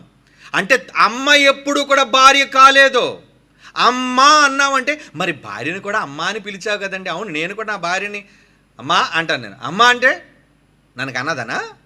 నన్ను కన్నదేస్తే రాణి. నన్ను కన్నది నా తండ్రి పీడి సుందర్రావు, ఆయన పేరే చెప్పాలి. అలాగని నాన్నని ఎవరు పిలిచినంత మాత్రాన అందరూ తండ్రులు అయిపోతారా? ఎవరు? కనుక తండ్రి అనే ప్రతి చోట మీరు దాన్ని అప్లై చేస్తే ఎలా? అక్కడున్న వాల్యూ ఏంటో, అక్కడున్న బంధం ఏంటో చూడాలి. ఇప్పుడు వీళ్ళు మాటి మాటికి ఒకటి ఒకటి ఒకటి ఒకటి అంటున్నారు కదండి. మరి ఒకటి ఒకటి అంటే ఇక్కడ మీరు ఆలోచించవలసిన ఈ మాటను చదువు ముగించుకుందాం. ఇందాక మీరు చదివాను కదా, నేను తండ్రి ఒకటై ఉన్నామని. ఓకే, మార్కు సువార్త 10:7 చూడండి. మార్కు సువార్త 10:7 ఈ హేతువు చేత పురుషుడు తన తల్లిని తండ్రిని విరిచి తన భార్యను హత్తుకొనును, వారిద్దరూ ఏక శరీరమగుదురు. జాగ్రత్తగా వినండి, ఈ పాయింట్ చెప్పి క్లోజ్ చేస్తాను, ఎందుకంటే చాలా వివరణ ఇవ్వాలి కదా. సబ్జెక్ట్ ఇంకా అయిపోలేదు, మరలా చెప్తున్నాను, ఇంకా ఉంది దంపుడు. బాగా మీకు కంగారు పడకండి, సత్యంలో ఇంకా ఉంది సబ్జెక్టు. ఇక్కడ ఏమని చెప్తున్నాడు చూడండి, ఇక్కడ ఏమంటున్నాడు? మార్కు సువార్త 10:7 పురుషుడు తన తల్లిదండ్రులు విడిచి భార్యను హత్తుకొనును, వారిద్దరూ ఏక శరీరమై ఉందురు కనుక వారిద్దరూ ఇక ఇద్దరుగా నుండక ఏక శరీరం. అంటే ఇప్పుడు భార్య భర్తలుగా మీరు అందరూ ఉన్నారు కదండి, మీరు ఏక శరీరంగా ఉన్నారా, ఇద్దరుగా ఉన్నారా? చెప్పండి ఇప్పుడు. ఇద్దరే వ్యక్తులుగా, ఇద్దరు శరీరాన్ని బట్టి ఏకం అంటే మరి ఒక దేహం అంటే ఇద్దరు కలిసిపోయి పాకం అయిపోవాలి కదా. ఏమండి, ఇద్దరు ఒక బాడీ అయిపోవాలి కదా. ఇద్దరుగా ఉన్న, ఇక్కడ ఏం పదప్రయోగం జరుగుతుంటే వాళ్ళు ఇద్దరుగా ఉండక ఏకమై ఉన్నారు. ఇప్పుడు తండ్రి కుమారుడు ఇద్దరు ఏకమై ఉన్నారంటే అర్థం ఏంట్రా? ఒరే పిచ్చోడా, ఇక్కడ బైబిల్లో చెప్పబడి అంటే భావాలు అర్థం తెలియదు, మాటలలోని తెలియదు. ఏమండి, తండ్రి అంటే అందరూ తండ్రా, అమ్మ అంటే అందరూ అమ్మలా, భార్య అంటే అందరూ భార్యలా? ఎక్కడ పడితే అక్కడ పదప్రయోగాలు వినియోగించే మూర్ఖులు కాకండి. చదవండి సరిగ్గా. అక్షర జ్ఞానం లేక, భావజ్ఞానం లేక, బైబిల్లో ఇంత స్పష్టంగా తండ్రి కుమారుల బంధాన్ని గురించి చెబుతున్న తండ్రి కొడుకు బంధాన్ని అంగీకరించని మూర్ఖులు, మరలా చెప్తున్నాను, విరోధులు వీళ్ళ అసత్యాన్ని తొక్కుపడేయాలి. ఈ తొక్కుపడేలు అన్నందుకు తట్టుకోలేకపోతున్నారు. అరే ఈరోజు మన పునాదులను బద్దలు కొట్టేస్తున్నారా వీళ్ళు. బద్దలు కొట్టాలి, అబద్ధాన్ని బద్దలు కొట్టాలి, అసత్యాన్ని కోకటి వేళతో లేపు పడేయాలి. అందుకు కంకణం కట్టుకోండి. సత్య సంబంధులైన మీరందరూ పిల్లలారా, సత్యాన్ని ఈరోజు ఉన్నది ఉన్నట్టుగా ఎంత వివరణాత్మకంగా ఇచ్చాం, అర్థాలతో భావాలతో సహా. ఏమండి, కనుక ఈ మాట ప్రకారంగా వారిద్దరికి ఏక శరీరముగా ఉందురు అంటే అక్కడ ఏంటి అర్థం? ఏక శరీరముగా ఉంటారంటే ఏమండి, ఏక శరీరంగా ఉంటారంటే ఏంటి? ఇద్దరు వేరువేరుగా లేరండి. మీ భార్యలో మీ భర్తలు విడివిడిగా ఉన్నారు, కలిసిపోయారా? కలిసిపోయిన ఒక దేహం అంటే ఒక కుటుంబం, వన్ ఫ్యామిలీ, ఒక ఆలోచన, ఒక నిర్ణయం. వాళ్ళిద్దరు ఇంకో లాజికల్ పాయింట్ చెప్తాను. ఇద్దరు ఏక శరీరం అయితే, బాగా వినండి, టర్నింగ్ పాయింట్. ఇద్దరు ఏక శరీరం అయితే భర్తను ఎందుకు శిరస్సుగా పెట్టాడు భార్యకి? భర్తను ఎందుకు శిరస్సుగా పెట్టాడు? భార్యను ఎందుకు లోబడమని చెప్పాడు? ఇప్పుడు తండ్రితో కుమారుడు ఒక్కటైనా ఏకమైనా తండ్రి శిరస్సు యేసు ప్రభు తండ్రికి కుమారుడు. దేవుడైతే కావచ్చు, ఒప్పుకుంటాం మేము కూడా, దేవుడే, ఎస్, మా రక్షకుడు, మా దేవుడు, ఏమండి, మా అన్నయ్య, ఏమండి. కానీ ఆయన మాకు తండ్రి కాడు. ఎవరు? ఒక తండ్రి ఉన్నాడు. ఏమండి, నేను తండ్రి ఏకమై ఉన్నాము. ఏకమై ఉన్నాం అంటే ఏంటి అక్కడ అర్థం? ఇక్కడ భార్యాభర్తలు అంటే పెళ్ళిళ్ళు చేసుకుని మీరు అందరూ కలిసిపోయారా? ఏకం అంటే అక్కడ అర్థం ఎంత ఏకమని చెప్పినా వాళ్ళిద్దరు ఏకదేహం, ఇద్దరు కారాళ్ళు అని చెబుతూ మళ్ళీ ఏమన్నాడండి? భార్యలకి శిరస్సుగా ఎవరిని పెట్టాడు? భర్త శిరస్సు. ఏకదేహమైన ఏకత్వం ఉన్న వాళ్ళలో అంటే ఏకత్వంలో ఉండకూడదా? హెడ్ ఉండకూడదా? ఏకత్వంలో పెద్దరిక ఉండదా? భార్యాభర్తల ఏకత్వంలో భర్త శిరస్సా కాదా? అలాగే తండ్రి కుమారులు పరిశుద్ధాత్మ ఏకమైతే ఆ ఏకంలో శిరస్సు ఎవరు? మొన్న చదివించాను, మళ్ళీ ఇప్పుడు మీరు చదవాలి. ఏంటది? ఎవరికి శిరస్సు, ఎవరికి తండ్రి అటండి? కొరింథీ రాసిన పత్రిక చూడండి ఆ మాట. కొరింథీ పత్రికలు ఏమన్నాడు? కొరింథీలకు రాసిన పత్రిక 11వ అధ్యాయం 3వ వచనం. కొరింథీలకు రాసిన మొదటి పత్రిక 11వ అధ్యాయం 3వ వచనం. ప్రతి పురుషునికి శిరస్సు క్రీస్తనియు, స్త్రీకు శిరస్సు పురుషుడనియు, క్రీస్తునకు శిరస్సు దేవుడు. మర్చిపోకండి, యేసు ప్రభు దేవుడైతే కావచ్చు, కానీ ఆ దేవుడైన క్రీస్తుకు కుమారుడుకు కూడా ఒక శిరస్సు ఉన్నాడు, హెడ్. ఏకమే, సమానమే. ఏమండి, మరి జీవమన కృపారులు మీ భార్యలు మీతో సమానంగా అన్నారనే లేదా? సమానులో కాదా? పరలోకమనే జీవమనే కృపావరంలో భార్య భర్తలు సమానమైన వారసులైతే మరలా భర్తను ఎందుకు హెడ్గా చేశాడు? Headless fellows. మరలా ఆలోచించండి. ఈ మాట అంటే తట్టుకోలేకపోతున్నారు పాపం. బుర్ర ఉంటే కదరా, బుర్ర ఉంటే సరిపోదు, గుజ్జు ఉండాలి లోన, బైబిల్ అనే సబ్జెక్ట్ ఉండాలి లోన. ఏకంగా అన్నారు కాబట్టి ఏకంలో సమానత్వం ఉంటుంది కానీ హెచ్చు తగ్గులు ఉండవు. ఏ పిచ్చోడు వాగినా భార్యాభర్తలు ఏకమైన భర్తేరా హెడ్ ఫ్యామిలీకి. అలాగే పరలోకంలో కుటుంబానికి 2 కుమారులు ఉన్నారు. తండ్రికి 2 కుమారులు ఉన్నారు. ఒకటి కుమారుడైన యేసు ప్రభు వారు, రెండోది కుమారుడైన పరిశుద్ధాత్మ దేవుడు వారు. వీళ్ళు దేవునితో సమానంగా దేవుడు కూర్చోబెట్టుకున్న వీళ్ళిద్దరికి హెడ్ ఒకడున్నాడు. వాళ్ళు ముగ్గురులో హెడ్ ఎవరో తెలుసా? ఏమండి, మనమంతా దేవుని వారం అయితే, క్రీస్తు వారం అయితే, ఆ మాట కూడా అంటాడు చూడండి, 4వ అధ్యాయం అనుకుంటాను, చూసి ముగించుకుందాం. మనమంతా క్రీస్తు వారం అయితే క్రీస్తు ఏమండి, క్రీస్తు ఎవరి వారం అని అంటారు చూడండి. అక్కడ కొరింథీయులకు రాసిన మొదటి పత్రిక 3వ అధ్యాయం 23వ వచనం చదవండి. 23. మీరందరూ ఎవరు? క్రీస్తు వారట. క్రీస్తు ఎవరు వారట? దేవుడివా, దేవుని వాడు. ఏంటి, క్రీస్తు కూడా దేవుని వారు? అదేంటి? మనమంతా తండ్రి, కుమారుడు, పరిశుద్ధాత్మ వాళ్ళం అవ్వాలి కానీ మనమంతా క్రీస్తు వారం అయితే క్రీస్తు దేవుని వాడేంటి? అంటే క్రీస్తుకు పైన ఎవరున్నారో? సుప్రీం. క్రీస్తుకు పైన దేవుడు ఉన్నాడు. వాళ్ళు ముగ్గురు ఏకము కాలేదు. ముగ్గురు అన్ని కాలాలలో వేరుగా ఉన్నారు. అన్ని కాలాలు అనేది రేపు నెక్స్ట్ ఎపిసోడ్లో చెప్తాను మీకు. వీరు అన్ని కాలాల్లో విడివిడిగా ముగ్గురు ఉన్నారు. ఒక్క దైవత్వం కాదు. తండ్రి అనే దైవం, కుమారుడనే దైవం, పరిశుద్ధాత్మ అనే దైవం. ఈ ముగ్గురు ఒకళ్ళు సమానంగా ఉన్నా, పరిశుద్ధాత్మ దేవుడిని ఎలాగ మీరు సమానంగా చూపించలేరు రెఫరెన్స్, కానీ వీళ్ళు సమానంగా దేవుడు ఉండనిచ్చిన సమానత్వంలో కూడా హెడ్ ఉంటుందర్రా పిచ్చోళ్ళారా. భార్యాభర్తలు ఎలాగ ఏకదేహంతో ఏకమై ఉన్నా వాళ్ళలో పురుషుడు ఎలాగైతే శిరస్సుగా ఉన్నాడో, ఇందర మనం చదువుకున్న కొరింథీ పత్రికలోని స్త్రీలందరికీ శిరస్సు పురుషుడైతే, ఆ పురుషులకు శిరస్సు క్రీస్తు అయితే, ఆ క్రీస్తుకు అల్టిమేట్ శిరస్సు దేవుడు అని క్రొత్త నిబంధన సర్వ సత్యము చెప్పింది. ఈ సత్యాన్ని ఒప్పుకోలేనడు క్రీస్తు విరోధి. ఖబర్దార్, జాగ్రత్త. ఇక్కడ ఆపుదాం. నెక్స్ట్ ఎపిసోడ్లో బెదిరిపోతారు. ఇంకా ఎప్పటికే చాలా వరకు రెఫరెన్సులు చూపించి వినడానికి మీరు అలసిపోయారేమో, కానీ చెప్పడానికి నాకు ఇంకా అలుపు రాలేదు. టైం అయిపోయింది కాబట్టి ఆగాను నేను, జైశాల్ గారు మాటలున్నాయి కాబట్టి. ఓకే, కనుక తండ్రి, కుమారుడు, పరిశుద్ధాత్మ దేవుడు, మరలా చెప్తున్నాను, ముగ్గురు వేరుగా అన్ని కాలాలలో ఉన్న దైవాలు.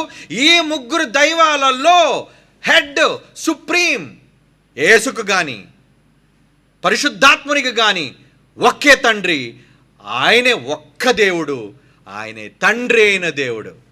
God bless you. కళ్ళు మూసుకొని ప్రార్థన చేసుకుందాం. పరిశుద్ధుడైన తండ్రి దేవా, ఈ మూర్ఖ సమాజం మిమ్మునుగా అంగీకరించలేక, కుమారుగా అంగీకరించలేక తప్పుడు వాదనలను, సిద్ధాంతాలను ప్రజల మధ్యకు చూపిస్తున్నారు నాయన.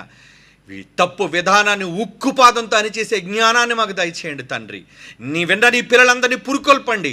అసత్యంలో అనేక మందిని క్రీస్తు విరోధులుగా మలిచి నరకానికి నడిపిస్తున్న ఈ తరుణంలో నిజాలను పిల్లలకు చెప్పి దేవా, మీ సర్వసత్యములోనికి మమ్మల్ని నడిపించుచున్నందుకే ధన్యవాదాలు చెల్లిస్తూ యేసుక్రీస్తు వారి పరిశుద్ధమైన నామములో ఈ ప్రార్థన వేడుకొనుచున్నాము తండ్రి. ఆమెన్.